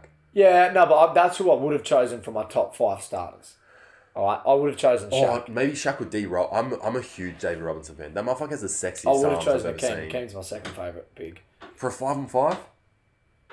Bro, my team's fucking your team up. Yeah, but come on, I've chosen Jamal Crawford here. Yeah, facts. I'd even put Kyrie. Maybe I'd swap Kyrie out for. We're going like flavour, like you know what I mean. Flavour. Like, that's a good way of putting it. We could just go straight top 5, and I'm not even choosing Steve. Well, here's the thing. Pick your what you had in mind originally. Your normal like. So we go on tangents. Well, yeah. What the fuck have we got it, bro? Nah. Okay. I'll go. Actually, this is interesting. Number 1. Oh, fuck. Because I feel like cunts are always just like, Magic, Jordan. I feel like you're going to make the team kind of like work together. Yeah. I guess whatever you put really can, but... Well, look, I'm going Kobe at the 2. I am. Mm-hmm. I'm going Kobe at the 2. I'm putting Bron at the 3. Mm-hmm. I'm putting Miami Bron at the 3. Mm-hmm. We'll just like assume all these comes like peak. I'm putting... Probably go... See, I'm more of a traditional big. And I do like Tim Duncan, even though it's a cliche answer here. You know, it is. I'm going to go with Tim Duncan at the 4. I'm going to go with Shaq at the 5. The 1 is hard because if we're going to go off who probably fits the best along all of them, you could easily say Steph. You really could. Yeah. But I think I might even say like a prime Dame. Really? Yeah, like seriously, think about it for a minute. A prime Dame. See, Dame. Tell me who he doesn't fit with in any era. I know. Dame to me is like, I don't know. He was just like such like, I don't know. Even now I'm like, why do you exist, cunt? Although I do like, I'm a defensive guy. So you choose Marcus Smart? Defense first. I might choose a glove. GP. I might choose a glove. Hard. Yeah. That's hard. That was my original thought. That's hard. I'll choose Gary Payton, Kobe and Bron in their primes lock up. Tim Duncan speaks for himself. He locks up. And at the 5, I want to say Shaq. I do, and I love Shaq. No one's stopping Shaq. I'm going to go with Hakeem. Oh, really? I'll go for Hakeem. I'm going to go with Hakeem. I would have maybe gone for Hakeem. I'm going to go with Hakeem. Hakeem's giving you more defensively. Okay, so that's Gary Payton, Kobe Bryant, LeBron James, Tim Duncan, Hakeem Olajuwon. That's my starting 5. Damn. Yeah, get that in here. I don't really know, eh? Well, I wouldn't say... Okay, you're going to take Shaq at the 5. Maybe. Wait, can I not pick the same players as you? Oh, you can. You can, okay. You can if you want. Because to me, Shaq is like, when he wanted to play, like, bro, when he was dominant player of all time. No one can stop him, bro. Most dominant of all time. Fuck, dude, I don't know. Yeah, I guess it. But the thing is, if I have fucking, like, I doubt he's getting the ball if I have fucking Jordan, LeBron and shit. You know what I'm saying? Yeah. So I'm like, do I want Shaq, who's, like, not that great on defense, in comparison to, like, you know, D-Rob or fucking Hakeem? So I might choose Hakeem at the 5. Yeah, okay, yeah. Maybe at the 4, maybe like a Tim Garnett, maybe. I don't know. Well, if you're going position by position though. Well, the thing is with me, I reckon the 4s, even in my top 10 list, I reckon the power forward that like the top 10. So you have one for each position. Is yeah. Oh, dude, come on. I need one of those. Dude, I do this all the time. I need one of those. I'm a little fucking freak. Yeah. We'll make an episode of this once. To me, for the power forward, bro, Charles Barkley would have been a good pick for the 5-on-5 thing. Yeah, you would have actually. Flavor thing. You would have. The thing is with the power forward thing, it's fairly, to me, the power forwards, it's fucked for me to say. It's a bizarre breed, aren't they? Yeah, they're bizarre weird. Breed. There isn't many greats. Giannis is a power forward. Yeah. And let's be honest, he's. I don't know if I'd want Giannis in my fucking thing. I'd want someone like I don't know. Ball handle. I don't know. But I might go fucking alright. Hakeem, Timmy, Bron, Jordan. Yeah. Point guard's weird. I'd go. It's a hard one. Curry or Magic. Yeah. Because Curry can shoot, bro. Yeah. Like, good damn. That's what I'm saying. You just fit him alongside anyone and it works. And it's just like, bro, no matter who you pick, if you can pick any player over, it's going to be good. Actually. Here we go. If I have... I might make a trade here. Here you go. And this is just like bizarre. You would never think this. Here we go. But I might actually go... Smush part. I might trade LeBron out for Kawhi. A prime Kawhi. If we're going defense. Dude, that's insane. If we're going defense. Wait, what the fuck are we going? Are we going defense or what? I don't know. Cunt, you started this, cunt. I wasn't going defense. I was just picking all time. I don't know, but look, it got me thinking, like, obviously LeBron's everyone's pick. Like, come on, seriously. Obviously he's everyone's pick. That's the thing. That's why it's so hard to do these, because every cunt's just like Magic. But my top starting 5, look, if I'm a true... You like passing, right?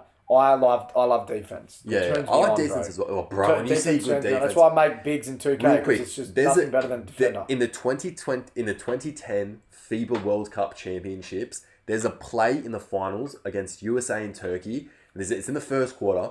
Eric Gordon locks up this fucking Turkish player. I remember watching it. I didn't watch it live. I watched it like fucking 2015 after it happened. I remember watching it and standing up and going, yeah. Bro, when you see good defense, you get hyped. Oh, yeah, that's what I'm saying. It's good shit. Especially in today's NBA. You can't slap in the ground and shit, That's bro. what I used to like hang my hat on in 2K. It was like you couldn't score on me because I like it. But now the game's fucked. Apparently you're not happy with your player and you're going to delete him. I deleted him. Dude, why would you... Bro, this motherfucker spent 250k on VC and just deleted his player. You're an idiot. Why would you keep it? I know. Because did you have no future. Did you create the player I told you to create? What did you tell me? So he didn't, ladies and gentlemen. This Listen, is what happens I watched when you deal with 6 Uncle Alex. videos. You don't watch the Alright? videos when Alex sends you videos on 2K. You watch those videos. Listen, I know my big man. All right. Theoretically, my big man should have been much better than what it was. Dude, I'm telling you, 2K isn't. I know isn't it goes against the grain. I know. It's not even against the grain. It's its own fucking thing. Trust me, I'm telling you, what our idea of what actual basketball is correct. It's not what Ronnie 2K. And that's how I want to play the fucking game. It's not how it works, dude. Trust me. I know, but I can't accept it. I found the best video for you for your player. I fucking did. It's in your Snapchat. You saved it. You fucking dog cunt. Oh my god, bro. Man, you pissed. Bro, we're gonna end on that. We're gonna end on that. We'll talk forever. Listen. Fucking yonkers. All right. Listen, first episode of The Balls Deep. Actually, that was good. Done. That's what, 4 hours nearly. Bro, you reckon? That's pushing. We started. What'd you get here? Nearly 10. 2 hours, 3 hours.